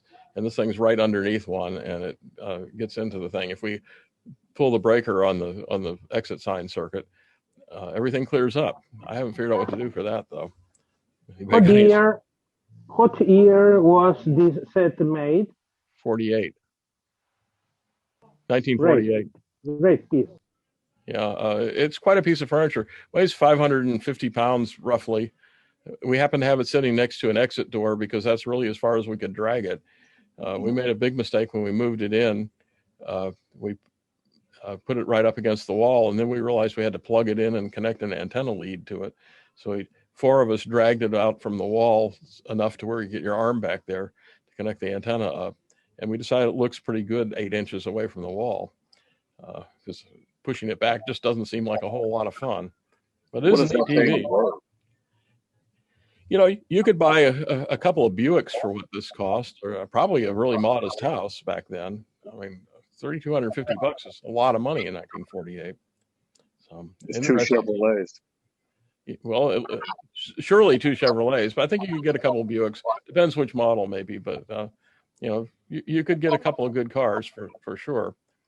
Only the rich had them. Of course, only a couple hundred were ever sold, so 250, I think, something like that. Here's an oddity. We were talking about DuMont stuff. We have a new DuMont area because during COVID-19, we were shut down for 2 months rather. So we finished out an area that had been storage and made it kind of a DuMont repository. And this is a DuMont color film chain. They called it a multi-scanner. These, what look like projectors, are projectors sort of, except there's 3 photo multiplier tubes in here, one for red, one for green, and one for blue. And inside this box is a CRT, which Steve was kind enough to find one for us. And it's running at 39,000 volts inside it. So I think if you open the door, you might be X-rayed or something, but it reflects off of a mirror in here. This is at a 45-degree angle and into each of these 3 projectors. Actually, there's 4 because there's 2 slide projectors, and that provides the scanning. So it's a flying spot scanner system. They made a version of it that you could get that had another box on it that had an opaque projector basically in it with photo multiplier tubes. And you could also get this thing where you could open a door on the side, on this back side of it, shine this into your black studio that had somebody sitting in there to do the news. And the scanning lines would, the light from the CRT would illuminate the person reading the news, and there were photo multiplier tubes in the studio as well. Now the problem was the studio was black, so they had strobe lights in the studio that came on during the vertical interval pulse, which must have been really great if you were epileptic. But that was your color TV station in a box, and you could buy this either color or black and white. And if you bought the black and white version, you could upgrade it to color later. You could buy more photo multiplier tubes. Kind of an interesting idea. There's Alan B. DuMont, another DuMont camera, DuMont TV. I'm not sure exactly which model that one is. And a bunch of DuMont CCUs, and also a DuMont oscilloscope, because DuMont had a lot to do with the development of the oscilloscope. We also added a new European radio and some TV department. This is a COVID-19 thing. We had nothing else to do but to start making more displays. Ever hear of a Raffina TV? I haven't. It's German, but it doesn't sound like a German name, but it was made in Germany. It's about our only European TV, although we've got a couple of British cameras, a Pi and a Link, I think, in storage, and also this BBC Link ENG camera. We haven't figured out what you use for a viewfinder on it. That seems to be missing. This is our other TK41. This is a TK41C, and this one only uses one cable, but we have all this. We have the CCU and everything for it. So only a 6-foot tall rack full of stuff, plus a operator's console. This one even has a viewfinder hood, which is kind of unusual, and it has a zoom lens on it, which was really hot stuff back then. So I've got a question about the 41C. Is that of the vintage where they replaced the optics with prisms? And also, is it still the tube video amps, or did it have the transistor amps instead? This one has new Vistor amplifiers in it. A gentleman was talking about new Vistors, and there's a new Vistor preamp for each of the red, green, and blue. The rest of it is tube type, though. Nothing solid state. But the big advantage of this one was that you only had one camera cable coming out of the thing, which made it a lot friendlier if you're going to take this to a football game or something. I can't be bad enough. This is what they call TV81 cable, which is, about that big around. It's huge. And it must have been just unbelievable having to drag that through a stadium somewhere for hundreds of feet. I know that we've got some of it, and I can barely pick up a 25-foot length of it. I mean, it's that heavy. It's absolutely nuts. These guys must have been really burly guys that took this stuff out in the field. In the studio, it probably wouldn't be so bad, but it still took two guys to drag the cable around. I've heard the story of one station that when they dropped the TK41s for Plumacon cameras, at the end of the game, they took one of the ones that they had hauled all the way up to the top of the stadium and just tipped it over the side. Well, I bet that destroyed whatever it landed on, because this sucker is heavy. There's no doubt about that. It would probably flatten several rows of chairs. You sure wouldn't want to be standing under it when it fell off the balcony of some stadium. But I can understand why people wanted to get rid of them. These got replaced a lot by Norelco PC60s, which were infinitely easier to move around for sporting events.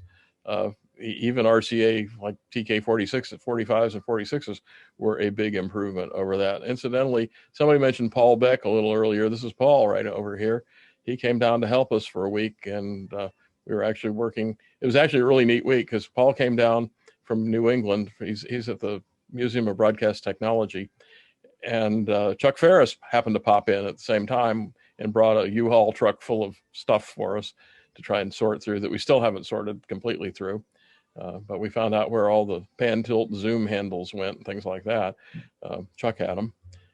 Now we've got a lot of them. But it was a really fun week just having these guys down. Paul's a really great guy. He's a lot of fun to be around. So We have a working TV news set.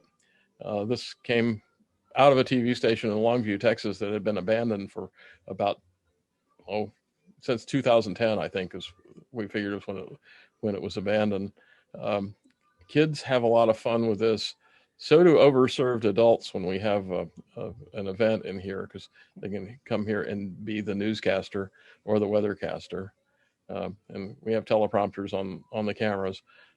These two Sony cameras are pretty new. They're actually they came from Paul Beck, not Paul Beck. Oh, great! Just went blank on the guy's name. He's has a TV program called The Blaze. He's one of the talk show hosts kind of guys. But at any rate, he bought these cameras right before he had to go HD, and they make a really great picture. I'm sorry? Glenn Beck. No. Yeah, that's it. Yeah, Glenn Beck. You're right.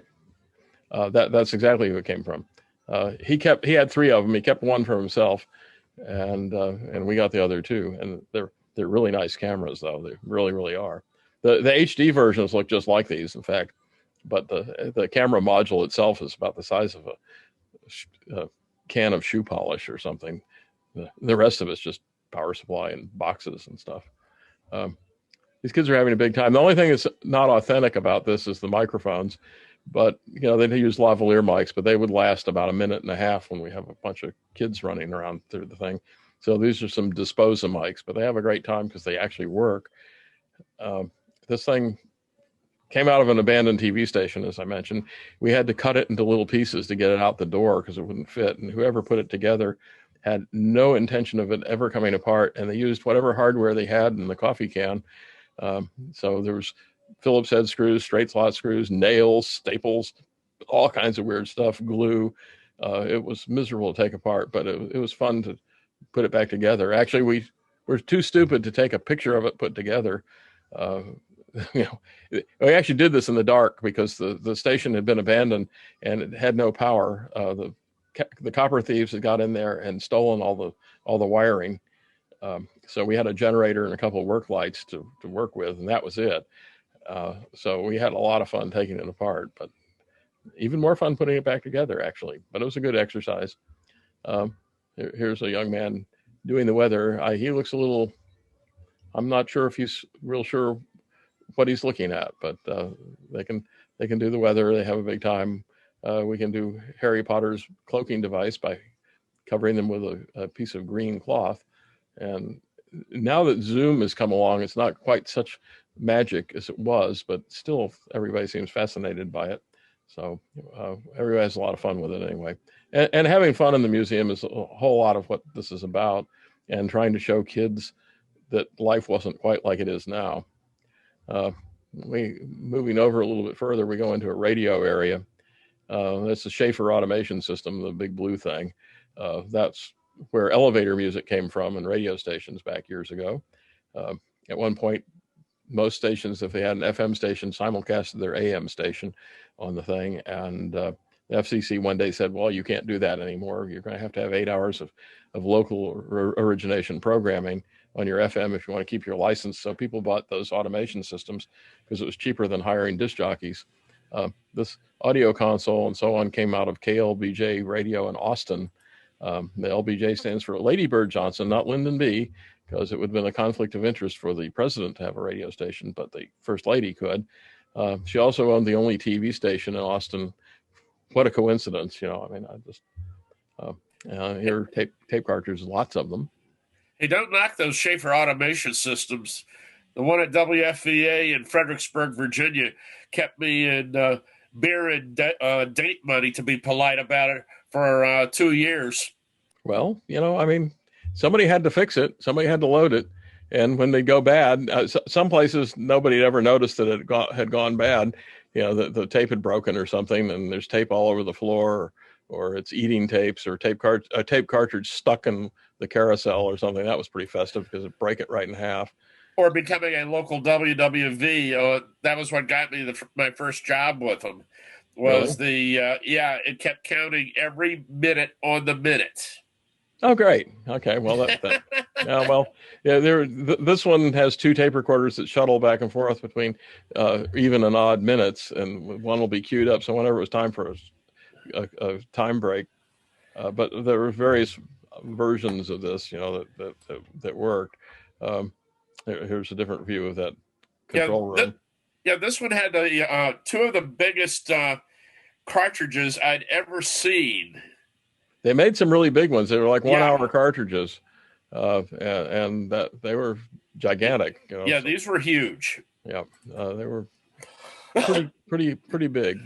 At least about the size of an 8.5 by 11 piece of paper or so. Not every cart machine could take that. These wouldn't, but some of the old top loaders would. Funny thing, I did a presentation, showed this picture to some broadcast engineers for another Zoom conference. The funny thing, they really like this remote control more than anything. This is what everybody zoomed in and focused on. Can't believe it. It's like we've got so much other stuff. This is another radio studio. The audio console in the middle is an RCA from about 1936. It came from WOAI in San Antonio. Jay Leno was part of the packing with a videotape machine that somebody sent us. There's a 1,000-watt RCA transmitter from the 1950s. And next to it is a high-definition TV, analog TV, an RCA. This prototype it had it had a satellite receiver in it.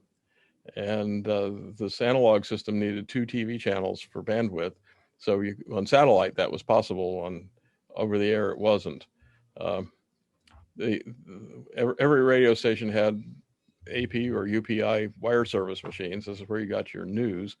It had a continuous loop or a continuous piece of fanfold paper. And you come in the morning and there'd be paper all over the floor, and you had to go rip and read, as they called it, where you go take a ruler and rip off your stories. It was always a lot of fun when you got about halfway through the story and it went into gibberish where it didn't make any sense at all.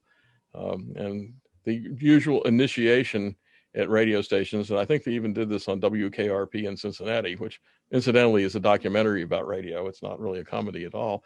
Somebody would sneak in the newsroom while the guy's reading the news and light his script on fire with a Bic lighter or something similar. And if the guy survived that, he was going to be okay.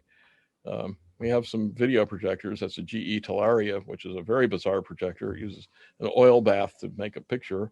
The middle one with the big glad to see you kind of lens there is a Barco from the 1980s or so. And the one on the very left is a Barco from the 1990s.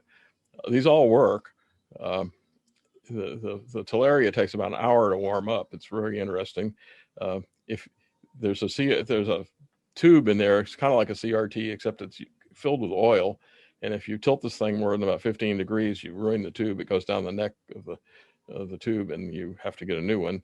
I watched one of these fall off of a balcony at a Dr. Pepper convention during a rehearsal day. Thank God it was rehearsal, but it's about $75,000 or something.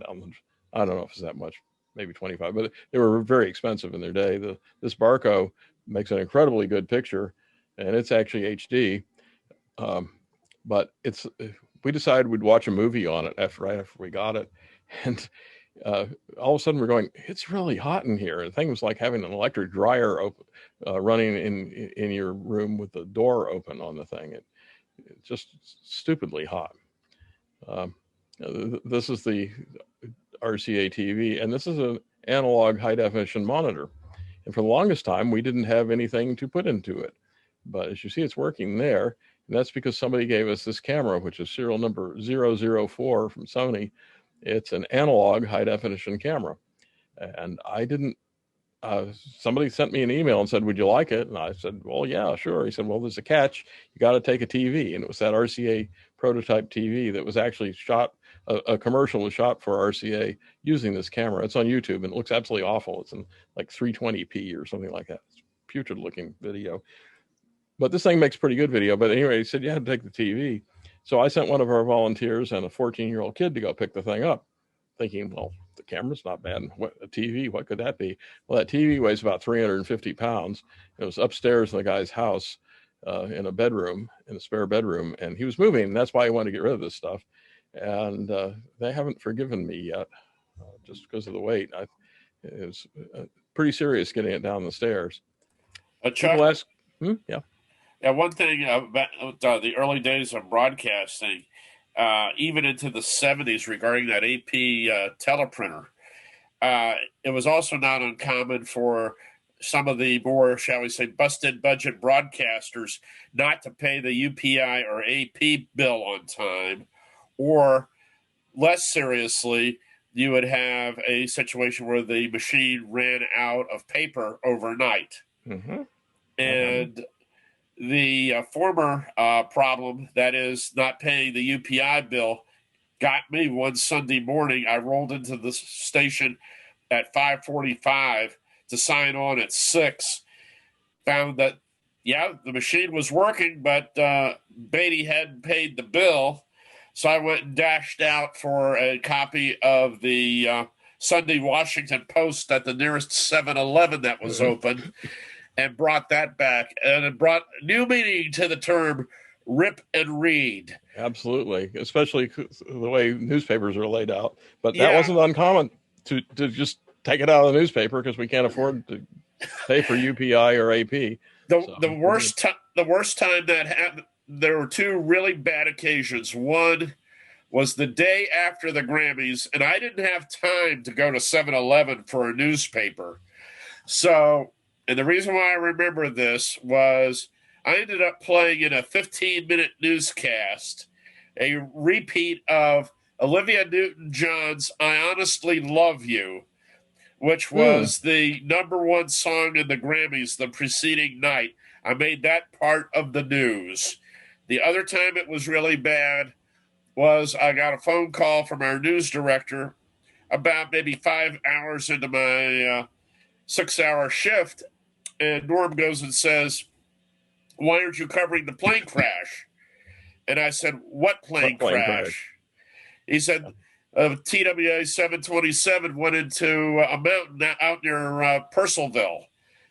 And like I said, that was on one of the days where the owner of the station had failed to pay the UPI bill. So we ended up winning it with whatever we could catch off of WMAL. Can we get back to Chuck's presentation? Well, broadcasters are notoriously cheap, so yeah, we'll go back. I'm sorry about that, Bill. People ask where we get some of this stuff, and one of the things we do is I've partnered with the Museum of Broadcast Technology. That's Paul Beck again over here, and we go to NAB and set up in the lobby of the North Hall, right next to the AARL people, and we get a lot of stuff comes this way. These two cameras came out of Yankee Stadium. They're now in the Texas Broadcast Museum. This is all the CCUs for them and stuff. Excuse me. One day I was sitting there at the little booth, and this big hulking guy named Larry Silva comes out the door and says, "Hey, would any of you guys like one of ESPN's original TV mobile units?" And Paul Beck and Tom look at each other and go, "Well, we don't have any place to put it. Maybe Chuck does." So I've spent about 1.5 years on the phone with this guy with a good New York accent, and we ended up with an ESPN truck, which is this thing. His company was called Cruise Line, but you can see where it said ESPN on the side at one time. This thing has been a nightmare. Be careful what you accept, because you may have to deal with it. We tried to have this thing. It had been parked since about 2010, and it was full of junk inside. It was horrible.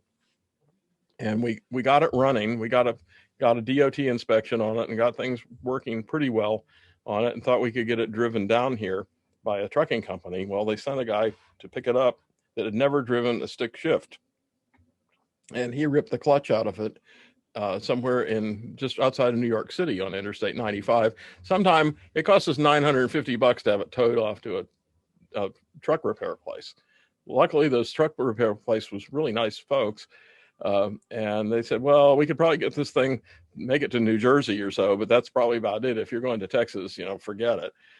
You're going to be on a hook. So I said, well, let's put a new clutch in it. And the closest one they could find was in El Paso, and we're doing this in the fall because the tires on the thing, who knows, they're from the Maypop company, I guess. Just a question of when, and we figured that doing it in the summer wouldn't be a really great idea. So we waited till the fall to move it. And I'm kind of getting worried that it might snow up there, because it does, and around Thanksgiving, here comes the snow. Even after the end of even Halloween can be pretty cold. So I said, okay, well, let's just air freight this clutch in. It was in El Paso, so we added more expense to it, and they got it put in, and it was going to be a couple of weeks till the truck driver could come and pick it up. And this time we specified one that knows how to drive a 5-speed manual transmission and a 2-speed rear end. And they couldn't come up with anybody real quick, so it's going to be a couple of weeks. And in that couple of weeks, it snowed. I got a call from the trucking company, from the truck repair place, and they said, well, we got about 3.5 feet of snow, and snowplows plowed you in pretty good. We might be able to get it out. And so we're waiting for the truck driver to come, and he's delayed. And finally, the guy calls me from the truck place again and says, well, I got bad news for you. He said, it snowed again last night, and we got another 3 or 4 feet of snow, and now you're not moving until the spring thaw. So sorry. But he said, they were nice. They were really nice folks, actually. And they said, that we won't charge you for storage or anything. It's fine. We know what kind of situation you're in, and we'll work with you. And so when it finally thawed out, like early April or something, they got it out, and then found out that the turbocharger has now locked up on this thing. It's a diesel, and it will not go over 45 miles an hour. And they said, we're not equipped to fix this. And we don't know who is, because it's an antique. We don't do antiques. And it's 1979. Actually, it's a 78 truck, but it was used first in 79. But at any rate, they said, you're just going to have it moved by a trailer. So it ended up going with a heavy equipment hauler. When you put this on this trailer, I mean, this is really the truck and trailer. That's the tractor for it, which had a huge sleeper on it, and it had 4 rear axles. We luckily had a forklift truck, so we could lift up one of them. But anyway, this thing is the truck itself is 13 feet 6 inches tall, and then you put it on the trailer, and now you're up to 15 feet or so, 15 and a half feet, and you're not legal. So it had to have permits and escorts, and route planning with every state police and stuff. So it cost a fortune to get it down here. When we finally got it here, the truck driver was really great. He drove this thing through downtown Kilgore, which just amazed me that he could do it. I would have wiped out many parked cars and stuff. This is right in front of the museum. And at any rate, we got it off and got it around back. We have a parking area in the back, and put it there and tried to clean it out a little bit. And it was really super hot by this point. It's June or something. And we couldn't really stand it for more than a few minutes in the thing. Couldn't figure out how to make the air conditioning work, because the thermostat was missing, among other things. And it was full of junk. So we kind of put that off to the fall, and it rained all that fall, which made it even worse. So finally I said, well, let's bring this thing inside, and we can just have a exhibit on work in progress. People think it's interesting. So we went to move it inside, and that's when we found out it wouldn't go through our door. Actually, we had 2 doors that had to be modified to clear the thing. So it's the gift that keeps on giving. It still does. This is what it looked like inside. There was they threw all their junk in here. When the camera would stop working, or a videotape machine or something, they just throw it in here for spare parts. So it smelled just god awful inside this thing. But this is what it looks like today. Actually, it looks a little bit better than this today, because we've made some progress since this picture was taken. But we've got ESPN livery on this side. They made 3 of these things, about $1 million a piece, actually, made by a company called Compact Video in California. Inside, the control room looks like this. It's got a Grass Valley switcher and some effects generators and a whole bunch of RTS intercom. And actually, we've got more stuff working now than was when this picture's probably maybe 6 months or a year, probably a year old or so.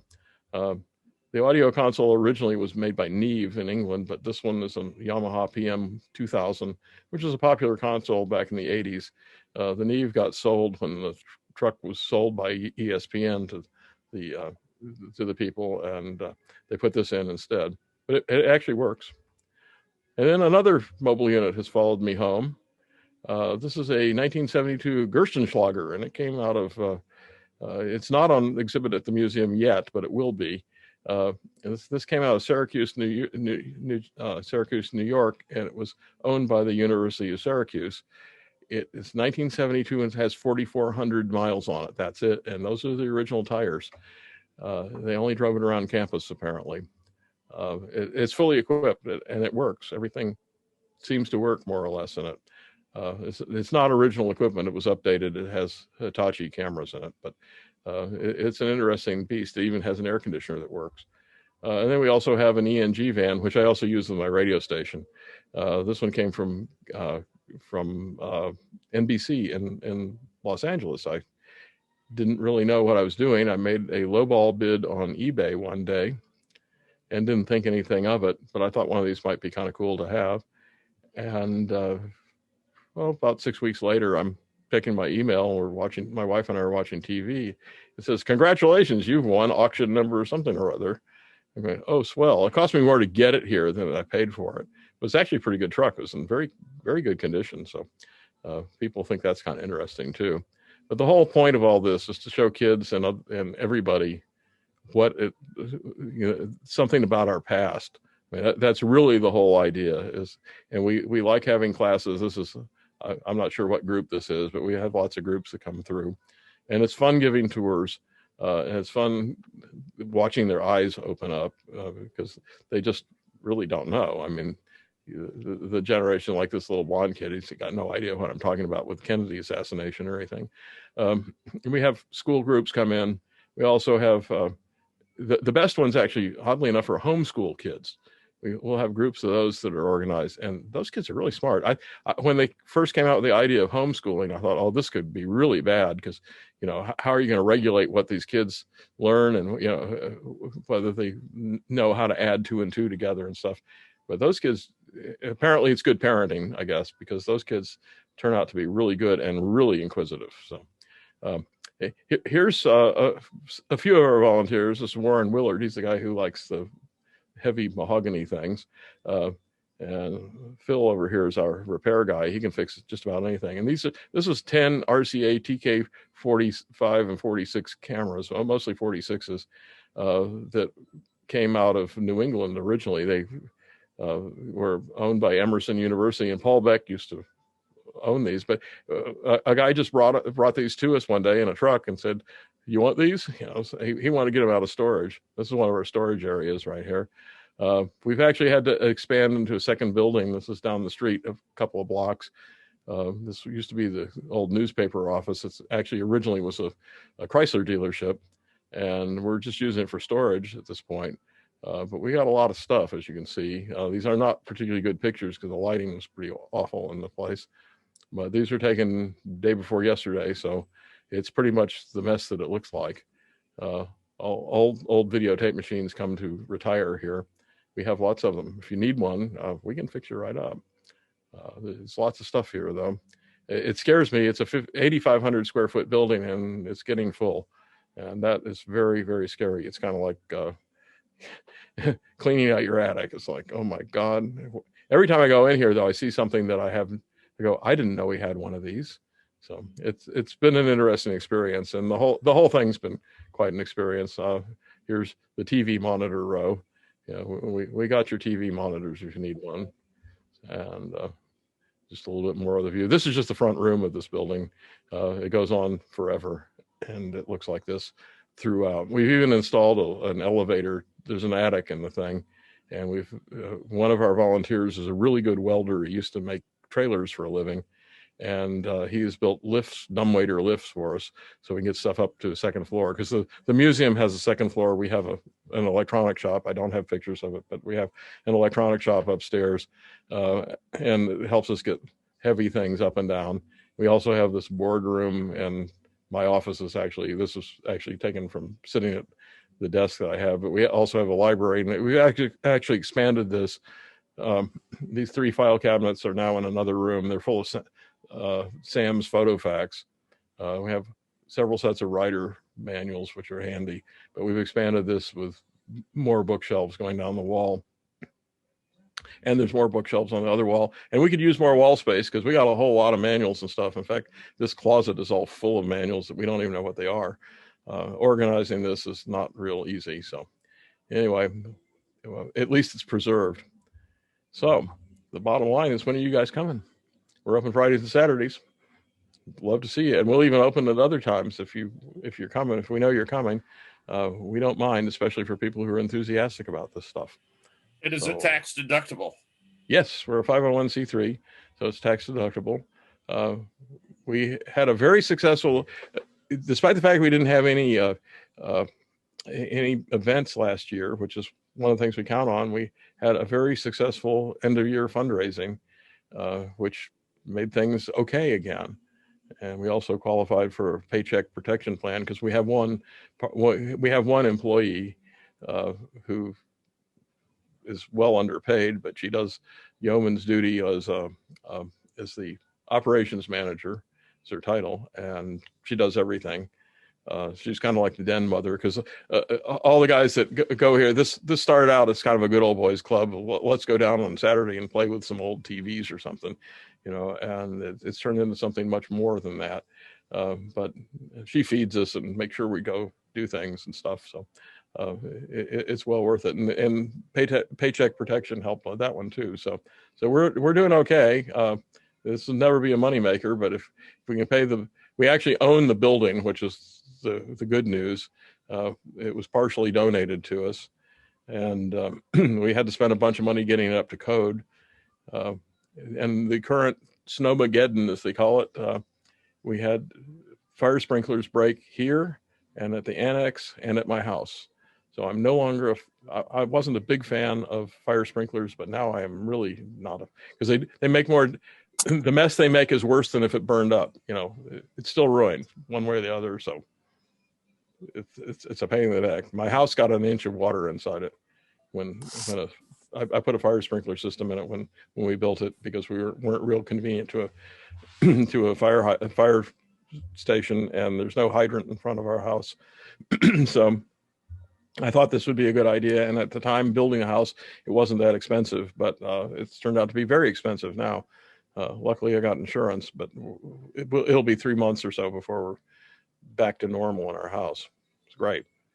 So anyway, that's what I know for now, but I'd be happy to entertain any questions you got, or we can just have a general discussion, whatever. I'll turn it back to Dave. Well, Chuck, thanks very much. That was fascinating. Not only the museum, but the time you spent talking about your history. I knew nothing about you.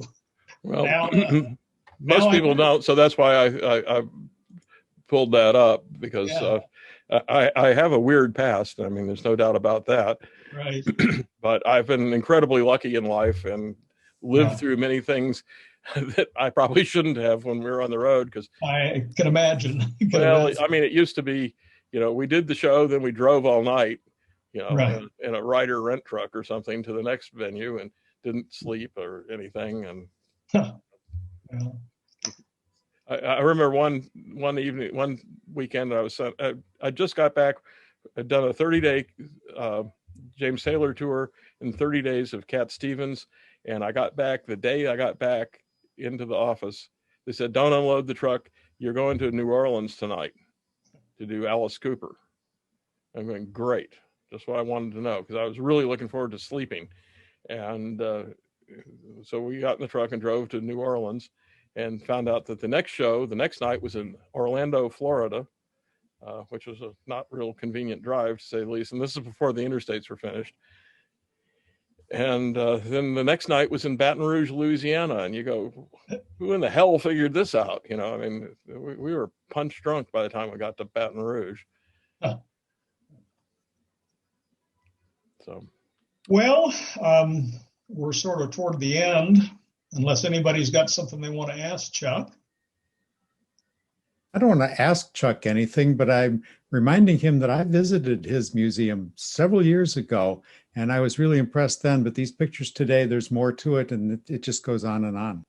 It keeps growing. It's kind of like, I remember you did visit, and it's kind of like chewing bubble gum. It keeps getting bigger and bigger and bigger, And I don't know where all this stuff comes from. It actually has got me kind of scared, because it's kind of hard to say no to somebody. I'm getting better at it, but it's hard to say no. I got an email from somebody yesterday on our website that wanted to give us somewhere in the vicinity, didn't have a good count, of 20 TVs from the 1990s and 2000s, CRT TVs.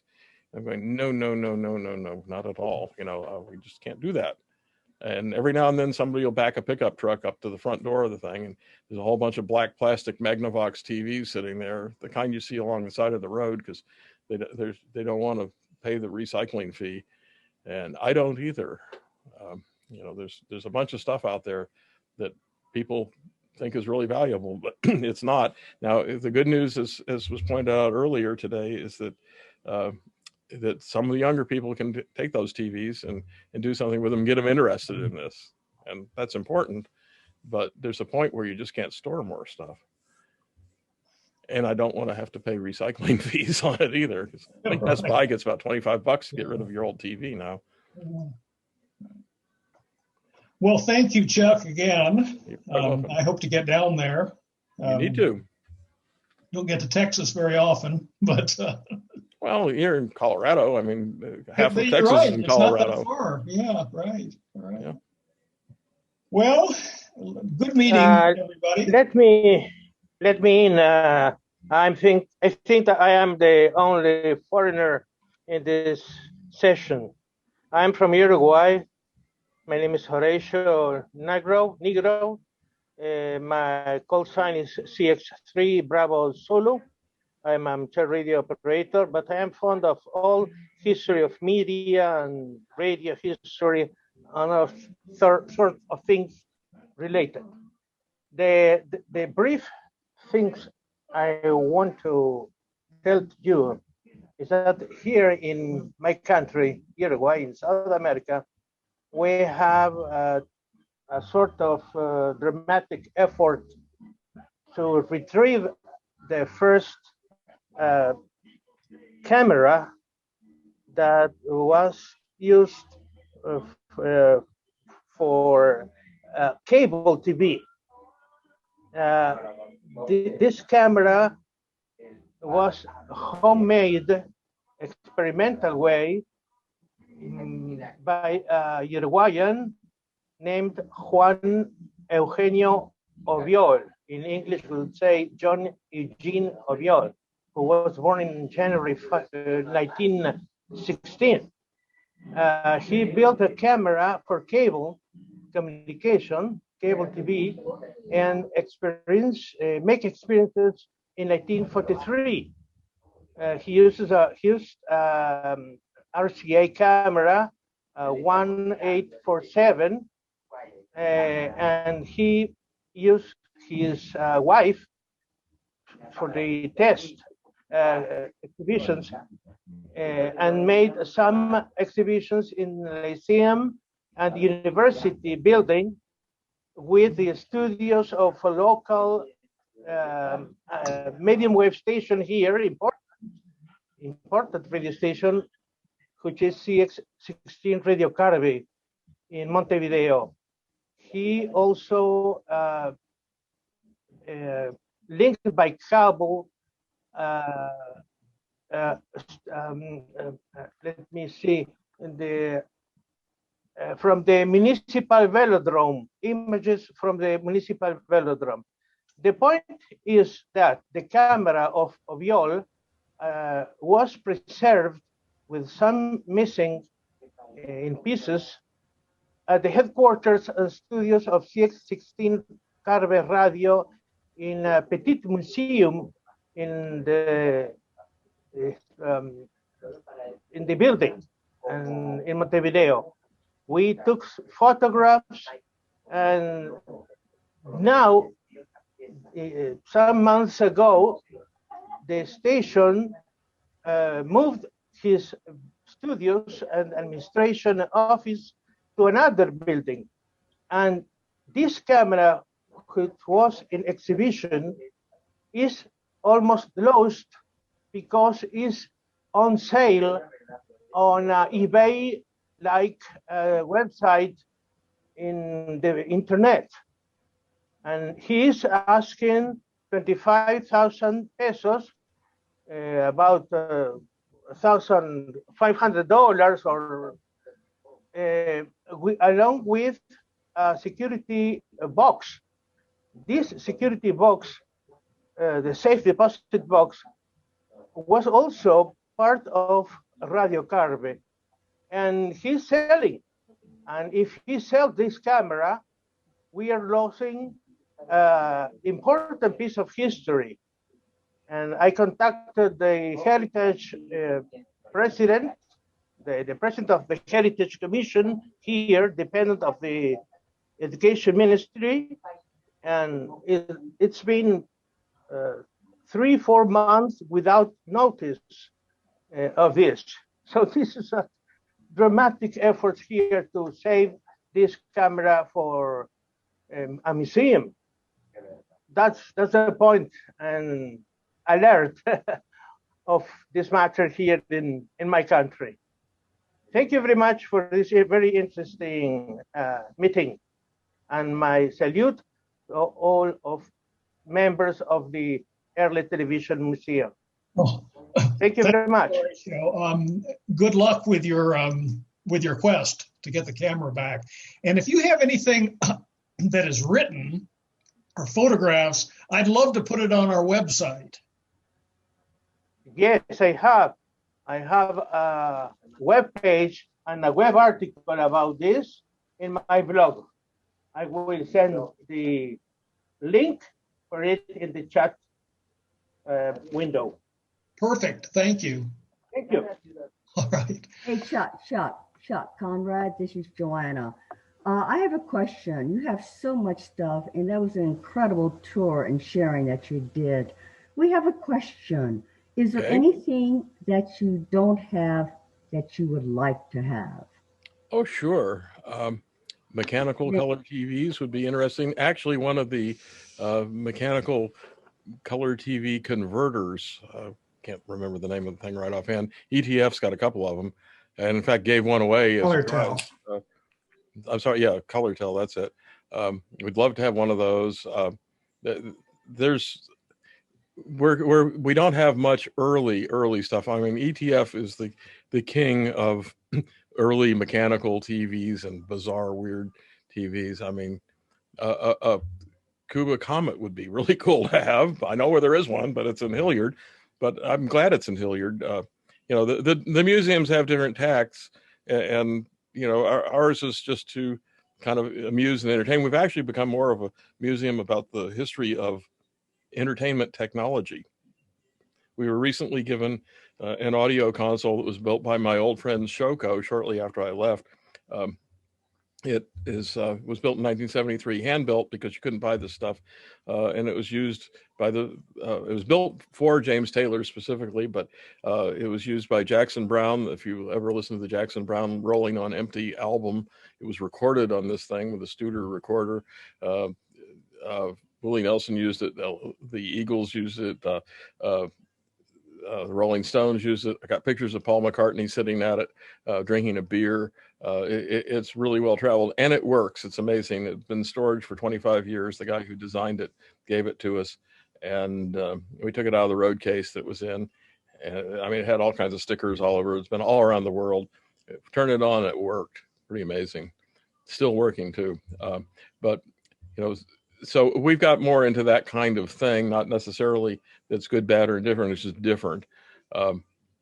And we have a lot of hands-on stuff. We'll let kids play with the TV camera and stuff. They're not going to hurt it. We got an ENG camera. We got tons of them, so we don't mind if they drop it. It's not the end of the world. But there's always things that would be interesting that would mesh well with what we have on display.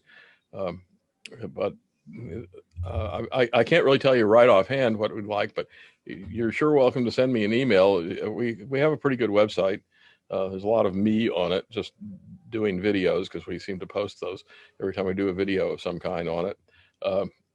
But there's an email link, or you can send it to Chuck at TXMBC, which stands for Texas Museum of Broadcasting and Communications, our legal name. Anyway, if you know something that you go, man, these guys really need one of these, let me know. I'm always interested. Okay, let's call it a night. Thanks. I have a everyone. quick question if you have time. Sure. Sure. I'm going to be this is Greg. I'm outside Philadelphia. I've been to the museum, which was a treat in my life. I'm going to be graduating from radios to TV very shortly in repairing. I have 5 ATS-30s, which I'm going to push to side because they look so densely populated. I did find an AT-241.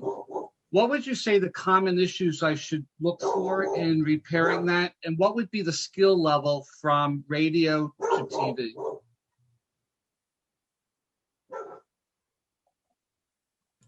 Well, on TVs, keep one hand in your pocket while you're probing around with things because the voltage is pretty serious on some of them. I got the shock of my life when I was working at a TV shop when I was in high school.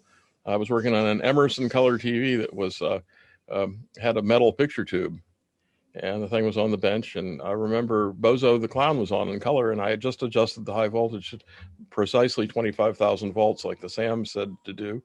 And I'd recently got my senior class ring from high school.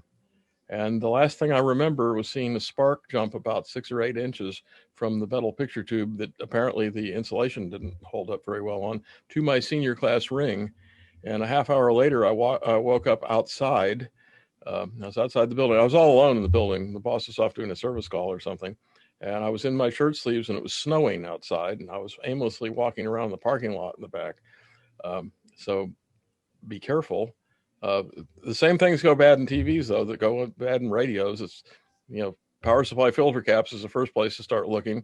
I recommend, and I'm sure everybody will agree, to ramp the thing up slowly with a Variac or something, or even a 150-watt light bulb in series with it's not a bad idea. But look for bad capacitors. You're going to find that. Test all the tubes. Look for, sockets that are corroded and aren't making good connection. There's weird things in TVs. Tuners are usually a problem. Some tuner cleaner doesn't hurt. Contact cleaner works. But it's pretty similar. It's just bigger. That's all. If you can get a Sam's photo fact of it, that will help you a lot because and they're still available online. But they show you what waveforms and what voltages, more importantly, you're going to have or you should be looking for. So if you've got a tube that's got a grid voltage that's a positive voltage, there's probably a problem there, and maybe you've got a bad capacitor feeding it. The things are pretty common. The early printed circuit boards are kind of a pain in the neck to work on, especially in the Predictas. In fact, they're one of the hardest TVs to work on, I think, in the universe, but that's just me. I'm sure somebody else has other opinions here. But I have been criticized by people because my opinion has always been 9 times out of 10, it's just as easy as working on a radio, but it's the 10th one that's going to kill you. Well, that's true. You're right about that.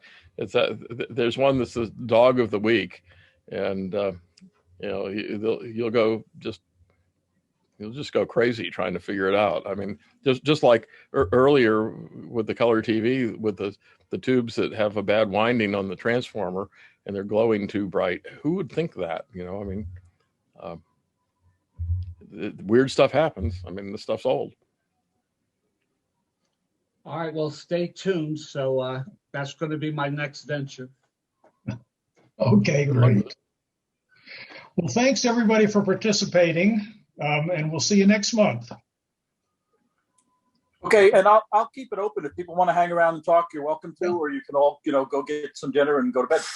Whatever works. Right. I'm going to eat some chips here because I haven't eaten dinner yet. I'm eating dinner right now, even as you speak. Okay. Okay. Good night, everybody. All right. Have a good evening. Yeah, I took a look at the ATS-30 and I said, oh my God, that's like a megapolis compared to all the room that you have in a 241. So I figured that would be a good place to start. Chuck, what's the status of your DuMont color system? Is it working? No, it is not. I think it's a long way from working. Steve actually had one of the CRTs for it, though, which was pretty amazing. and we can at least make it look like it's going to work. It's pretty far gone, frankly. And I'm not sure I really want to mess around with something that's got 39,000 volts on it anyway.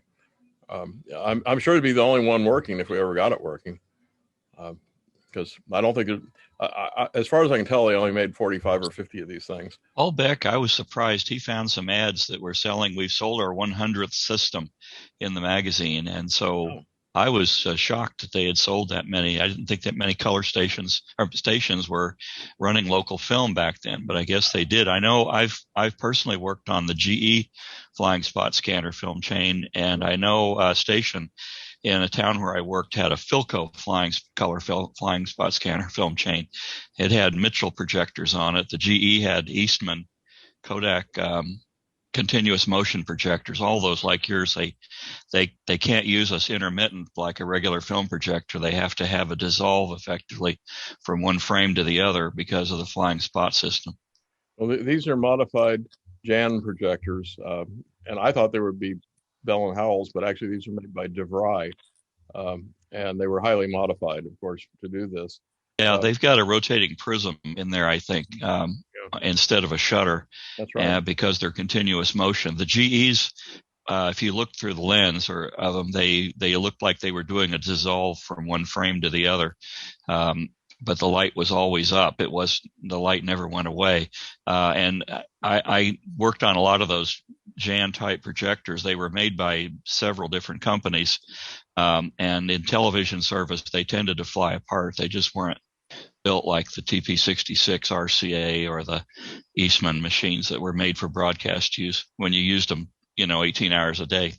Right. I worked when I first got out of college, before I went to work for Shoko, I worked at a company that had decided they wanted to go in the industrial video business and build a video studio and a duplicating facility and a film transfer facility. And we had Jan projectors, and they just didn't, it was not a good thing. It just really wasn't.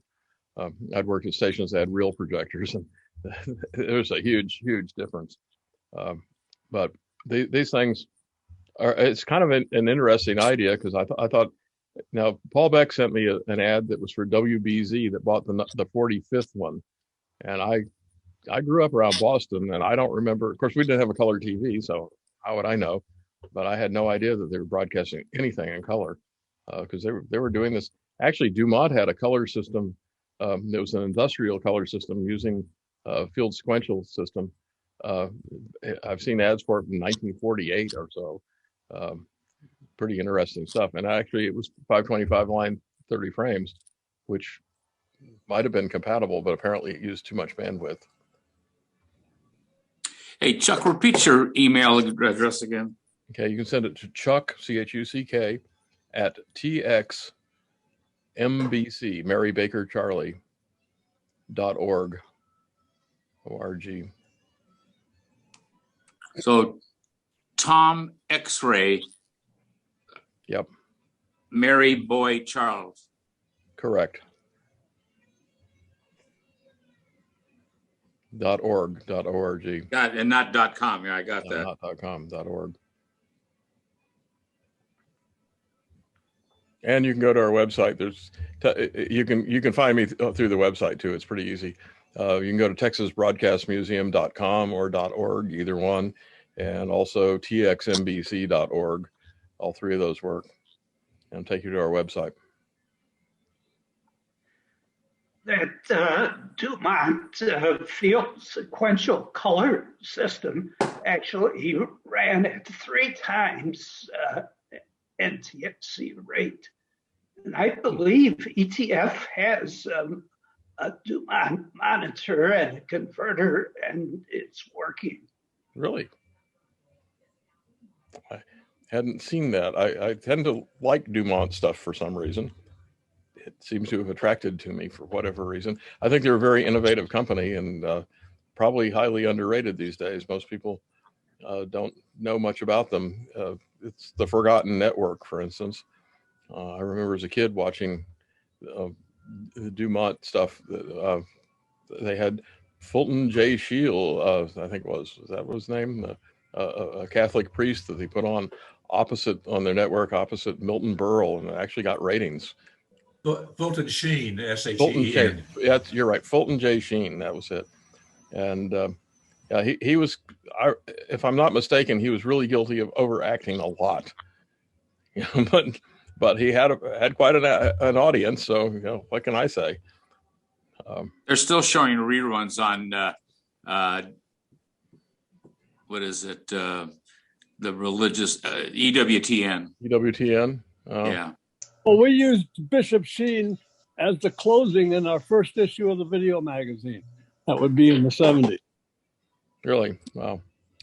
Well, I remember as a kid, because I had a babysitter when I was a kid that liked him a lot. And so that would be on our Philco TV in our living room. And she'd be sitting there watching it. And I think right after that, they had wrestling, which was what she was really waiting for. Wrestling, I think they called it. So it seems DuMont was such a big player in the early 50s. What happened that they disappeared? They were undercapitalized. They never had the capital, and they didn't have the star power. You know, NBC and CBS already had stars, you know, like Jack Benny and Milton Berle and things like that, because due to their radio presence, and DuMont never had any radio presence whatsoever. So they just kind of ran out of money, I think. And I think they probably, like a lot of companies, got too big too fast, because you tend to do a lot of things. I mean, the way I understand it, at least, is Alan DuMont wanted to sell TV sets back in the 1930s. And they came to the realization that if you needed something to watch, if you're going to buy this really expensive piece of furniture, his stuff was not cheap. And so he started a TV network. And of course, to do the TV network, you got to build the equipment to make it. So we started selling that, and you know, one thing kind of led to another, and I think they kind of got overextended. The DuMont network actually turns out to be the grandfather of the Fox network. When DuMont went out of business, a company called Metro Media bought all their stations and their network, and they actually continued to use the DuMont Electronicam up till about 1960 or so. But Metro Media finally sold out to Fox. So, you know, I guess you could say DuMont is the grandfather of the Fox network. Bruce DuMont has who's the nephew of Alan DuMont, has a museum in Chicago. It's mostly, when I visited, it was mostly about Chicago TV, but it's a good museum. And, you know, he's probably the closest connection you'll find. My grandmother was a big fan of both Bishop Sheen and the wrestling programs. Well, it was a big deal. I know the last program that ran on the DuMont TV network was a wrestling match. So, and I actually ran camera at Channel 11 in Dallas doing wrestling back about 1968 or so, 69, something like that. And it is fake, incidentally. Most people don't know that ring is more like a trampoline. So when they slam you down on it, you just bounce back up. In fact, in my sound reinforcement days, we used to do the local wrestling arena in Dallas was a place called the Sportatorium, and we used to do black gospel shows sometimes in there. And it was kind of funny because they put a band on top of this wrestling ring, and it would usually involved. These were usually black events and gospel events, and there'd be 4 or 5 ladies in their gowns and robes and stuff, you know, choir robes, and they'd be bouncing right up and down, you know, in time with the music, and it was kind of funny to watch that. And the mic stands are all going like this, and the cymbals are going everywhere, because you know when there was about 1,000 pounds bouncing up and down on your ring, it made quite a vibration, to say the least. But I remember they used to chase themselves around with and beat themselves with folding chairs and stuff. I was summer relief and didn't do very many of the wrestling matches, but they were pretty much staged. I already knew that they were going to go, that Wahoo McDaniel was going to go chase somebody else around the ring with a folding chair in his hand and try and beat him on the head with the thing. And then they go out and have a beer afterwards. This was all fake. I'm just devastated. Who would have thought, you know, I mean, one of those things. I was crushed when I found out. Mrs. Knox, my babysitter, would have just spun in her grave if she'd known. It was huge in Los Angeles in the late 50s on Channel 5. There was a guy named Dick Lane, whose famous phrase was, "Whoa, Nelly," every time somebody would slam onto the mat. Mm-hmm. Yeah, and he bounced right back, I'm sure. I've heard the name Dick Lane before, in association with Los Angeles radio and TV. But well, Klaus Landsberg was the father of Channel 5 down there out of Paramount Pictures. They brought him in from the East Coast to do it, and he was the king of television in Los Angeles. First with color of the Rose Parade, and first with a lot of stuff. Well, had to be somewhere. Of course, the first color broadcast was the Rose Bowl Parade, 1954, I think. Yep. Nobody had a TV back then, so RCA had to make some. The predecessor to the CT100. I understand they gave those to a bunch of Hollywood celebrities. Didn't one go at an ETF auction for belonged to Jack Webb or something a few years ago, and it went for some insane amount of money. Like who knows? $10,000 or something. Good fun. I would work in the summertime at this pool as a lifeguard, and the wrestling guys would use the park as their exercise facility to run around. And this one guy, I remember, he had a net cap that he put over his face that covered his entire face, and I forget what his name was, some comical guy, whatever. But yeah, all characters. Yep, all of them were. There was in Dallas. There's a whole family of them, that the Von Erich family, and they were. It was like the dad and 5 or 6 sons or something. They were all wrestlers, and it was quite a hoot, actually. You know, wrestling might come back. You never know. There's enough TV channels to support it now. They could start their own cable television network. Oh, we could just do a YouTube network. You know, I mean, anybody can be a TV star now. Look at us. We're on. You know, so it's a little scary, actually, what you can do. Wrestling is on Access TV network on cable now. It's a rock and roll network, but they also do wrestling. Oh, okay. That's one I haven't watched, I guess. Epic, you said? Epics. Yeah, I see that on my menu, but I've never actually stopped to see what it was about. No, it's Access, AXS. Oh, Access. Oh, Access has some pretty good stuff on it, actually. They do. They have a lot of really good concerts. Yep. And they have that Dan Rather interview, the big interview, which is fantastic. I must admit, I've never watched that, but I guess I. Oh, he's interviewed. There must be 200 episodes of it. Every major person in the music industry, and he does an unbelievably great interview. Really? Yeah. Well, I didn't realize that he's interviewing people from the music industry. That would be interesting to me. Yes, because his interview style, he just knows how to deal with a person and the right questions to ask, and he's very good at it. It's on Access. Okay, it's called the Great Interview, or the. I think it's the Big Interview. It's called Dan Rather Interview, something like that. I'll check it out. I must admit, I assumed it was political or something. I didn't want to know about it. So no, I have about 125 of them on my hard drive because I keep them. And every once in a while, I'll go back and look at a piece of it or something. Well, he may even interview somebody I've met. You never know. Oh, I'm sure he has. Everybody. He interviewed Alice Cooper. He's interviewed Jackson Browne. I mean, he's interviewed everybody. He's been doing it for about, I guess, must be now 6, 7 years, 8 years. Well, learn something new every day. I'll have to check it out because a lot of times there's 200 channels and nothing on. So. Yeah, well, you know what? I'm starting to do it now, is to curate what's on those 200 channels. It's unbelievable. There's an awful lot of good stuff, but nobody even knows it's there.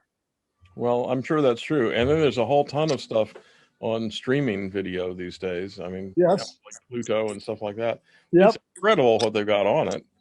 And it works, which is even more interesting, that the streaming technology actually works. It works great. The high definition pictures are fantastic. I got a 75-inch screen. It looks like it's there.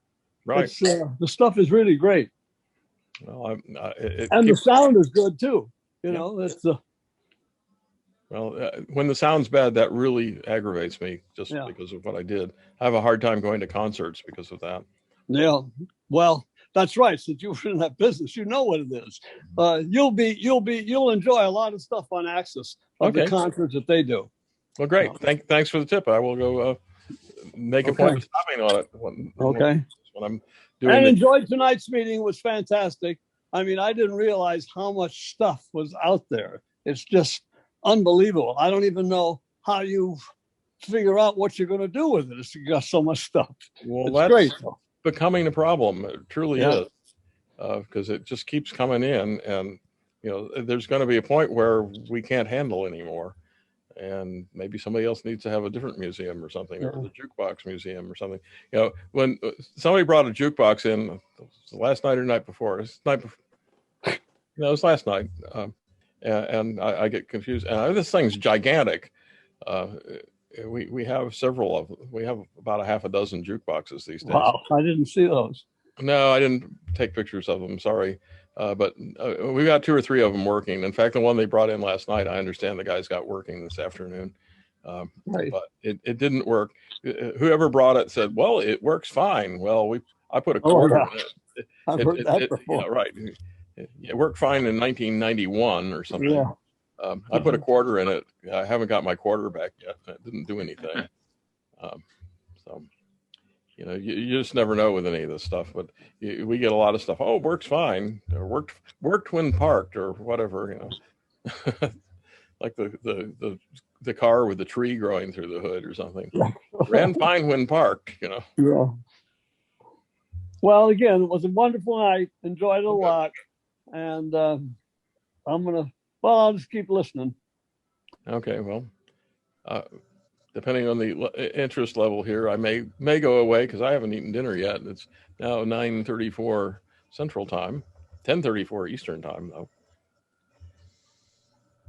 I get to go. Well, it's only 7:30 on the West Coast. Well, there you go. That would be a civilized time to break out the martini glass or something. Yeah, right, exactly. Oh, I call it Tito's time. Tito's time. Okay, all right. Well, that works. It's just the time zone thing. Actually, I'm supposed to run sound at a local church tomorrow morning, so and luckily I haven't passed out from my COVID-19 shot that I got this afternoon. Well, I've had both of mine, and I'm not the pharmacist told me that there might be a more severe reaction to number 2, and I took the Moderna. Didn't have it at all, and I'm in the 14-day window now, waiting for next Wednesday to be entirely, I guess, clear. Well, good. Well, I just got my second shot today. This is the Pfizer. Other than a stick of a needle, which was right. It is. Past that, nothing so far, anyway. I'm still holding out for the Johnson one because I have a lung condition, and it seems to be a little easier on the second shot because there isn't one. But everybody sure needs to get it done, and we've got to really figure out a way among the community that knows it has to get done to get the people who don't know it has to get done to know about it. Otherwise, it's not going to work. No, some people are pretty hard-headed about it and don't want it. And I'm kind of going, well, I think you're being foolish, but I run 2 radio stations, and we run lots of spots going, wash your hands and get your shot. Yeah. And by the way, you live in Kilgore, and I don't know where that is in relation to a major city, and wondered how negatively were you impacted by all that freeze that they had? It was pretty negative because we broke 3 fire sprinkler systems, including one in my house. That was no fun at all. Yeah, you mentioned that. But that was. What about heat? We had heat. We never lost electricity. We're on a rural electric cooperative, which frequently goes out. I have a generator for a good reason, but no, we didn't lose any power, and we had heat. We just had to shut the water off for a week, which was a little distressing to say the least, and bail out my living room and a sprinkler head at the museum got froze and broke, and we had the same thing. Actually, the pipe broke over at our annex building. Luckily, it was that building used to be a car dealership, and it was in a bay that had been originally the car wash bay, so it had a big floor drain. Oh. So that was really handy. What's Kilgore near? Okay, well, we're about 60 miles from Shreveport, Louisiana, and about 120 miles from Dallas. 2 hours to Dallas, an hour to Shreveport.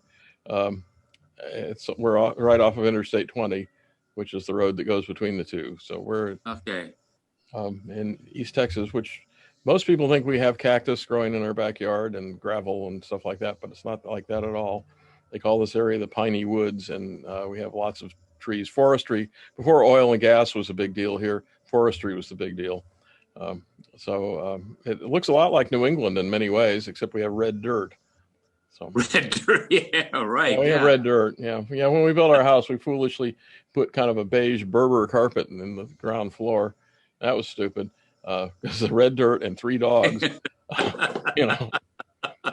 Boy, was I glad to get rid of that stuff. We put some ceramic tile that looks like wood on the floor, and that's much better. At least you can clean it. Isn't that what they rub baseballs in? Yeah, they do. Yeah, it's got a lot of clay and a lot of iron ore in it. Yeah.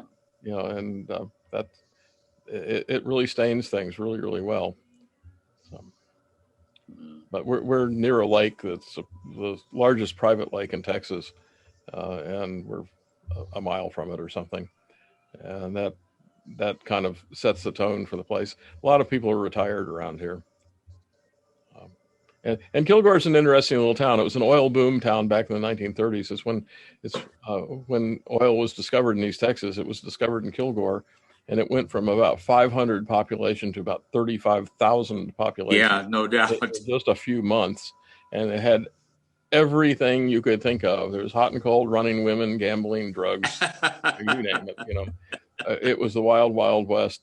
They didn't have enough room in the jail for all the people that they needed to subdue. So they put a big steel cable down the middle of the main street and just handcuffed people to that really. Well, believe it, we still have our original jail, and it's a little old wood house that's out behind our museum building, but that's about that. Well, the original jail is still there. It's now a beauty salon called the High Maintenance Beauty Salon, but it has 2 little cells in it that you get 1 person per cell in it. Just about, it's about like a pay toilet booth or something. So that they ran out of space with that. It was a really interesting place, though. I somehow ended up as the president of the Kilgore Historic Preservation Foundation as well as doing this, and I'm learning a lot about Kilgore history. But it was a lot of money was here in this town at one time, and it's a weird town today. I mean, there's a college here. It's about 5,000 students in it, and we have things like there's a Shakespeare festival here that's really well respected. We have a pipe organ festival. There are 2 giant pipe organs in town. Aeolian Skinner, which was the premier pipe organ company, there's one right in a church right across the street from the museum, in fact, and another one right down the street. We have a pipe organ festival. There's an independent film festival. We have, of course, football is a really big deal. Kilgore Rangerettes, this is where the halftime show actually was developed originally back in the 1930s and 40s. The Kilgore Rangerettes, which are the drill team for the Kilgore College, actually pioneered all that stuff in the high kicking and all that kind of thing. It happened right here. Interesting enough, when the museum in Hilliard was active, when we had the conventions, there was a gentleman, I think he was from Pennsylvania, and that's what his profession was. He repaired pipe organs. Yeah. And I thought, how in the hell did you get involved in this? I don't know, but I know they took the one across the street from us. There was a crew working on that for about 6 weeks or so, I guess. Every day there was, the trucks would show up and they're in there tuning the organ or something. I'm not really sure what they did. That same church has a carillon in it, which they've mercifully shut off, but the speaker points right at our parking lot, And when they go off every hour on the hour playing Brahms Symphony or something through this carillon, you can't hear yourself think in the parking lot. But for some reason, it's been off the last few months, and I've been really happy about that. How did you happen to end up there? Because I thought you said something about the East Coast. I was born in Boston. My mother was from Henderson, Texas, which is the next town south of here. I have been coming here all my life. And I came to Dallas to go to college because, well, first of all, it was a heck of a lot cheaper than any of the New England schools for a school that was recognizable. And I noticed that I was not having to shovel snow. I thought that was pretty good. And I also had a girlfriend who's now my wife. It'll be 50 years in July. So anyway, I just stayed in Texas. I didn't have any real reason to go back to New England. Although the funny thing is, Paul Beck lives probably 5 miles away from the house I grew up in. So, and we both know the good places to eat around there. But anyway, I just like Texas. And when I sold my business in Dallas, I already had some land out here. In fact, at the time I was playing with old cars a lot, buying and selling them. And I had a metal building, which I'm sitting in right now, actually, that I was using for car storage because it was way cheaper than Dallas. You know, Dallas, it's by the square foot. And out here, we're in the county. They don't care what you do. You don't have to we don't need no stinking building permits or anything like that. Do what you want to do. And, you know, I was storing cars out here and coming out here on business a lot anyway. And it just seemed like a natural thing to just build a house next door to this car barn. So that's where I'm at right now. The house is about 300 feet away. You know, I walk to work. So, well, the only thing I remember, my wife and I did a tour of Texas. We did a number of the major cities, including Dallas. But when I was in the Navy, we flew into Dallas one time, and after we checked into the hotel, everybody wanted to drink. Well, we had to go down to some club in Dallas, and and some member had already signed about a dozen or 50 chits. You had to get a chit before you could go into the bar. Yep. Well, they had some odd liquor laws when I got here. You could only get a mixed drink in a club. Now they would give you a club card just by coming in. In fact, the guy who did my taxes for years, he was the guy who came up with this weird, some kind of strange card that was universal. It was called a Unicard, I think, and you could get this for $5 at any club. It was recognized as a guest, and that's how they got around the law. It's changed now. You know, liquor by the drink. It's local option. I mean, some counties don't have it, but most do. You know, they might as well, because they go to the next county to go drink, and then they drive back at 80 miles an hour drunk instead. So it would be a lot better. In fact, between Kilgore and Tyler, there's a highway everybody calls Bloody 31. At the county line between the two counties were about 20 liquor stores and topless bars and, you know, all kinds of houses of ill repute and stuff around there. And for years, Tyler was dry and Kilgore was wet. So everybody came to this county line area to get booze, and they drive back to Tyler on this 2-lane road that really you shouldn't do if you've just been sampling what you got.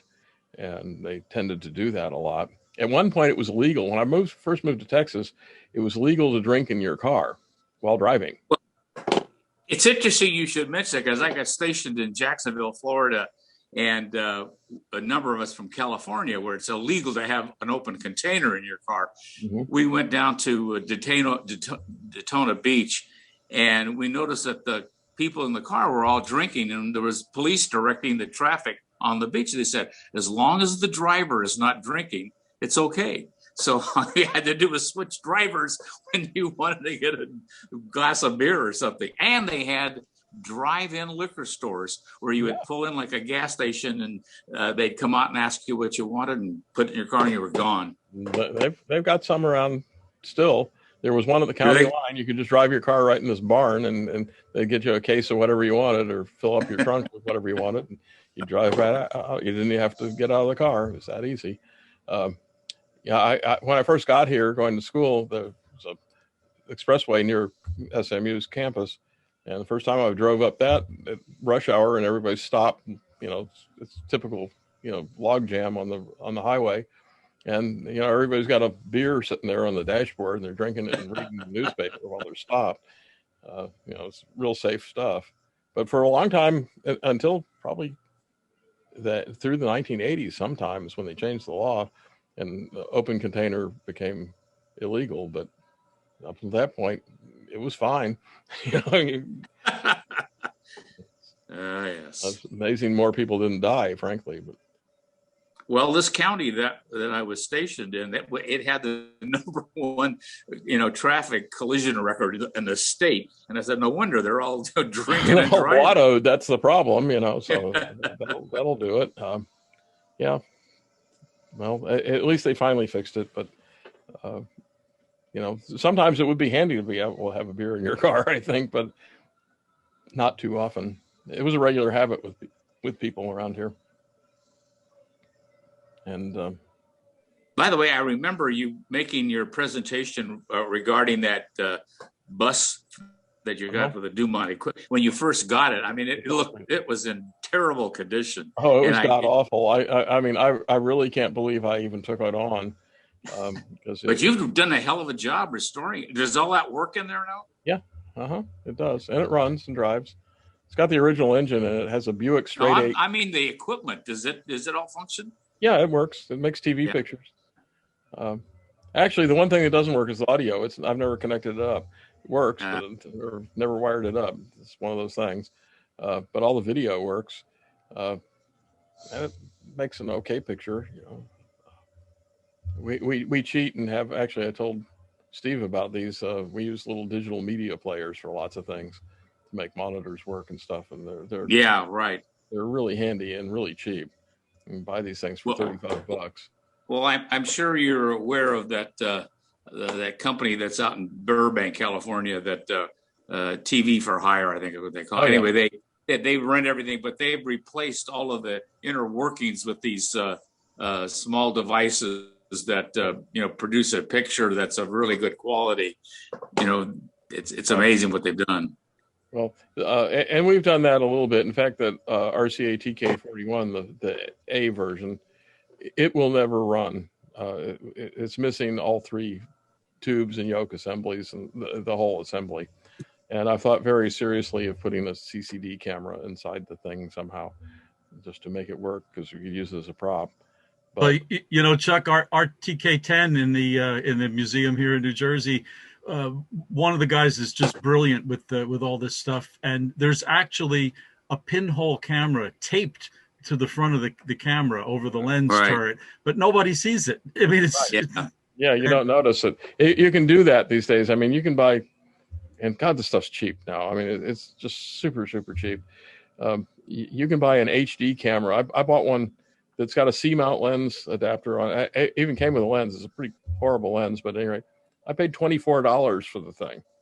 You know, I mean, how can you go wrong? But most iPhones produce a better quality color picture than one of those TK41s.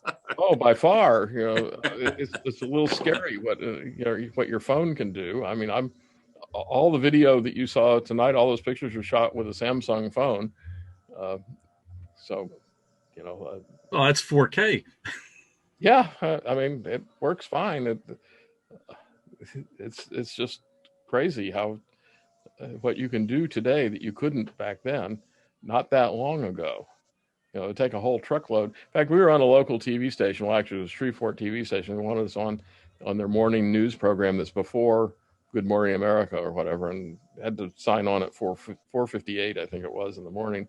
And I assumed they would bring some kind of ENG van or something like that, but no, they didn't. They showed up with, first of all, they did the teaser with an iPhone at 4:48, leading into this newscast. And then the rest of the things, they had a little Sony camera that was about this size, and a Sennheiser wireless mic strapped on the thing, and a backpack that had this device that had 4 antennas that stuck out of it. And they streamed it back to the station, and it looked fine. Took the guy maybe 3 minutes to set it up. It's incredible. I don't know if you saw any of the video that's on YouTube, but I participated with Chuck Ferris and another fellow. And at the 60th anniversary of Disneyland, we actually set up on the platform there. Yeah, I saw you guys. That was great. With a TK30 and a high def color, and all these reporters came in from all across the country, and they all got about 5 to 10 minutes apiece. And we start off with the color high def picture doing their thing, and then they'd say, "We're gonna now show you what it looks like back when Disneyland opened," and we'd switch to the TK30, and it was amazing. A lot of memorabilia there that Disney had brought out for that. Yeah, in fact, there's a guy there that actually is in charge of all Disney's television and production work, and he was sort of the liaison with for us there. Mm-hmm. I remember that, and that was some pretty cool stuff. Actually, we had somebody come out and do a video for a statewide TV show. I think it's called Texas Bucket List. It's been out a couple times, and he decided he looked better in black and white than in color. And even better on radio. Yeah, well, you know, exactly. I was told a long time ago that I had a TV voice and a radio face. So, yeah. Anyway, this is all fun stuff. Anyway, and you just got to kind of take it as being fun. And, hey, Dave, has the museum thought about reopening next year for the convention? Well, yeah, Steve's been talking about it. He's depending, on how things go, and it certainly does seem like things are opening up. The May event may occur as early as this fall.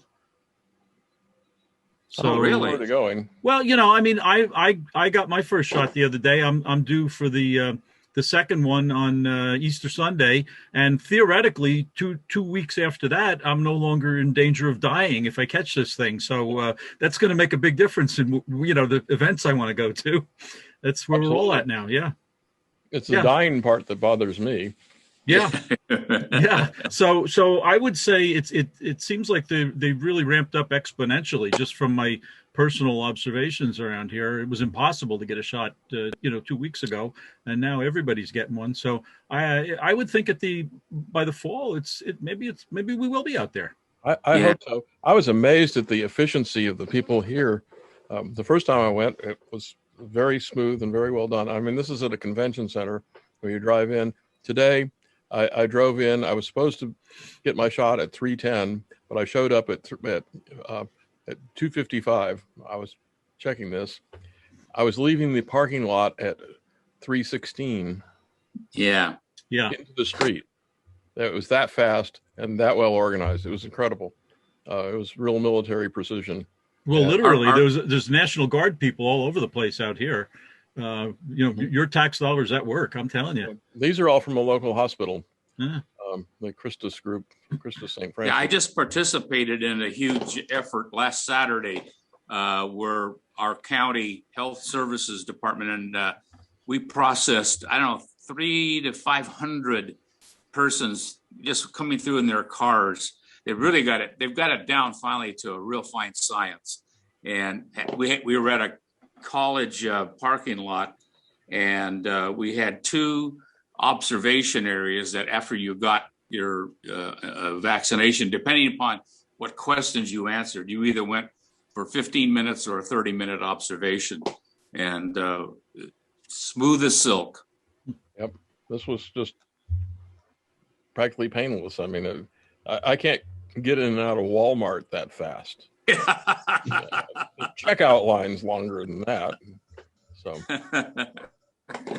Hey, Jim, you were just talking before. While I see you here, you restored a TK10 a while back, didn't you?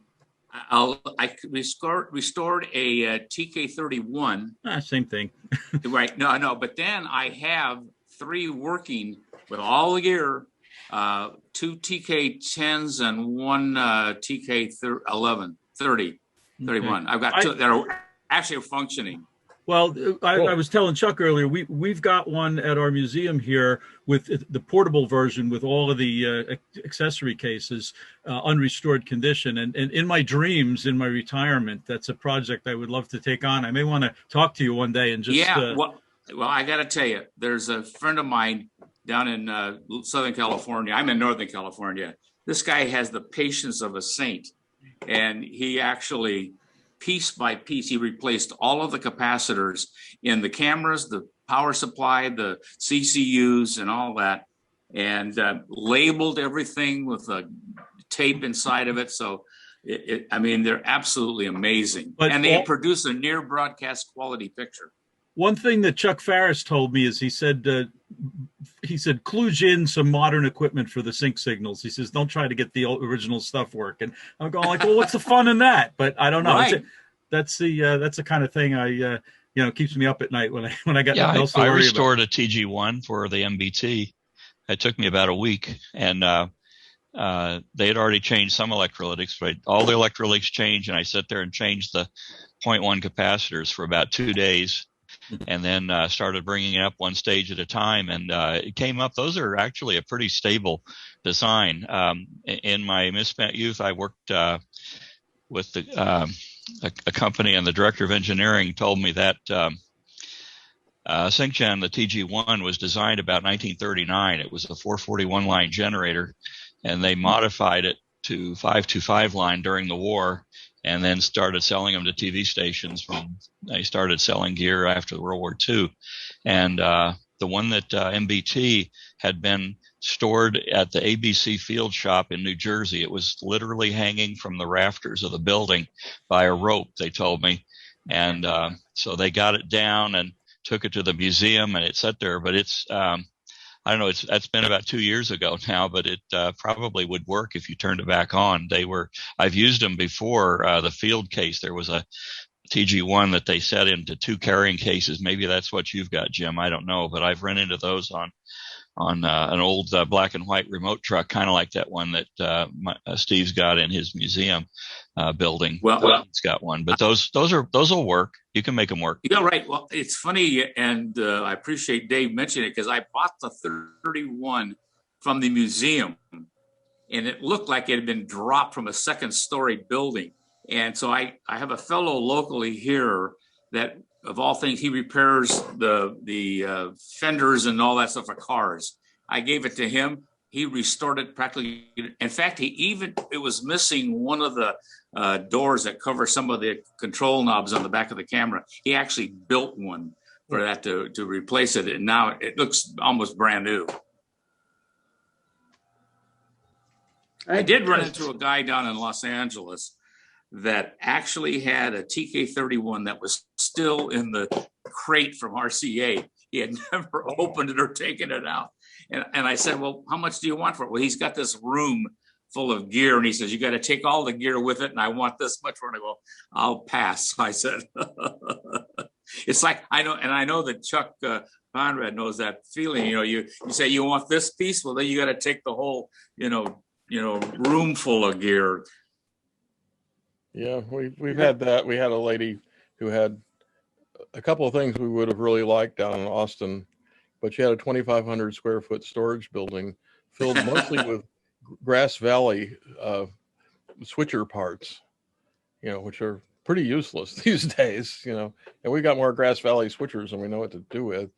And I just had to say no, even though there were a couple of things that were nice to have, but there was a time when I could only lust after Grass Valley switchers, and now people are making coffee tables out of them. Well, actually, I've got somebody who's coming. He's in Las Vegas, and I've known this guy for years, but he's retired, and he wants one of our grass switchers to make a coffee table out of it. In fact, I bet. If he'll make a good donation to the museum, he can have it, and at least it will get preserved somewhere. Because I don't know what we're going to do with it. I mean, how many can you have? 20. You can blow up the Death Star with it. Yes, that's true. Or Alderaan, blow up Alderaan with it. Well, Chuck, you can do with the Grass Valley switchers like I did with the 78 RPM records years ago at a garage sale. I'd have a box of them out there, and people would come by and go, "Oh my God, I've never seen these things before. Wow, this is amazing. How much you want for them?" And I'd say $1. They go, $1 a piece? I'm going, no, $1 for the whole box. And they'll go like, "Oh boy!" And they'd give me $1, and they'd run off with the box, and I'd go in the house and I'd get another one and put it out there. I did that all day. Yeah, people bring us 78 RPM records a lot too. That's it can be a problem. Sometimes there's something really good on them, though. I had some guy bring a whole bunch of them in one day, and I just kind of set them aside, and I just happened to look at them about a month before Christmas, and it was all Christmas music, so it was perfect to put on all our stuff, you know. So, and they were actually in fairly good shape after you got through the first couple that were covered with chicken shit or something like that on them. Well, I've got a storage facility full of about, I don't know, between 8,000 and 10,000 45s and albums. And at one time, a friend of mine and I owned a radio station, both AM and FM. And when we sold it, I looted the the library for all the stuff that I wanted. And now I've got it all in storage. And one of these days, I've got to inventory it.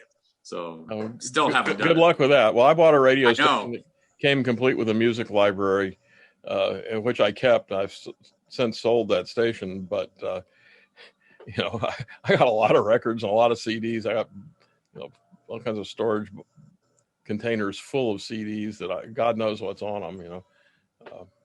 But I kept them all. Silly me. Should have got rid of them. You can buy the radio station, but you have to take these, you know, so they take up a lot of space and they're heavy. Actually, I'm in a room right now where there's a whole wall covered with bookshelves that are all albums, all LPs. So probably never look at them again. You mentioned Jackson Brown. He's still kicking around. Yes, he is. Mm-hmm. You know, he is indeed. He and James Taylor were supposed to do a tour this year. Really? Oddly, they used the same band. Both groups had the same bass player, same lead guitar, and same drummer. And they were both identical. So you got one down, you got the other one down. Yeah. Well, we have a large performance venue in the next community over from us. In fact, you can hear it sometimes in the summer when there's live music, but they haven't had any. But it was owned by the city of Concord, and Bill Graham was the original booking agent, and he and some of his fellows took a helicopter out of there on a rainy day, and they didn't make it back to the airport where they were headed. And so now, what is that?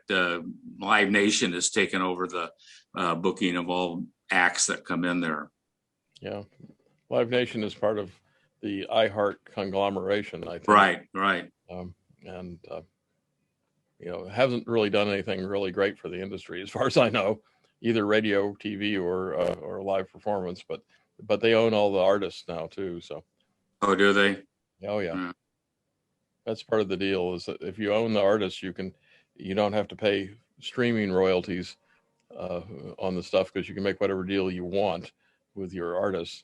Otherwise, guys like me who want to stream a radio station have to pay per song per listener and report it once a month. And it's a big... Oh, I know. I remember BMI and ASCAP. We had to fill out all that paperwork. In fact, even we do live music here in our little town. We've got to send our fee off to both of them off for the live music that we perform. Well, for streaming, which a lot of people claim is the future, you have to. There's actually more companies now. There's also CSAC, Global Music Rights, and for internet streaming is a little jewel called Sound Exchange, and they're the really hard one of the whole group. At least the others just send you a bill. Sound Exchange, yeah, right. You have to figure out your bill and pay them every month. Well, I'm convinced they don't care what you're playing. They just want their money. They don't care. Well, that's it. It's all about money. It's nothing past that. They really could care less what you're playing. But it takes me a couple of days to do the Sound Exchange report, which I could really think of something more useful to do because it's just busy work. And but I mean, you pay. Currently, the rate is, it doesn't sound like much, 0.17 cents per song per listener. Doesn't sound like much, but it really adds up if you got a lot of listeners. So, and you pay, 12, 14. The people that really benefit from that are the person that wrote the song, and they get a check every month. Oh yeah, oh sure, yeah. That's most of it goes to the writer, not the performer. The Sound Exchange actually goes to the performer rather than the writer.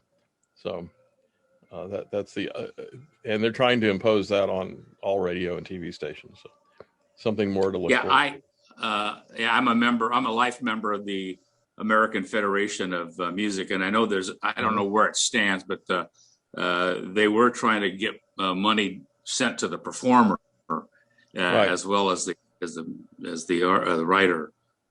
Well, but they need to do that out of what ASCAP, BMI, CSAC, and so on are already charging you, not making an additional charge. I'm all for the musicians getting paid for what they do.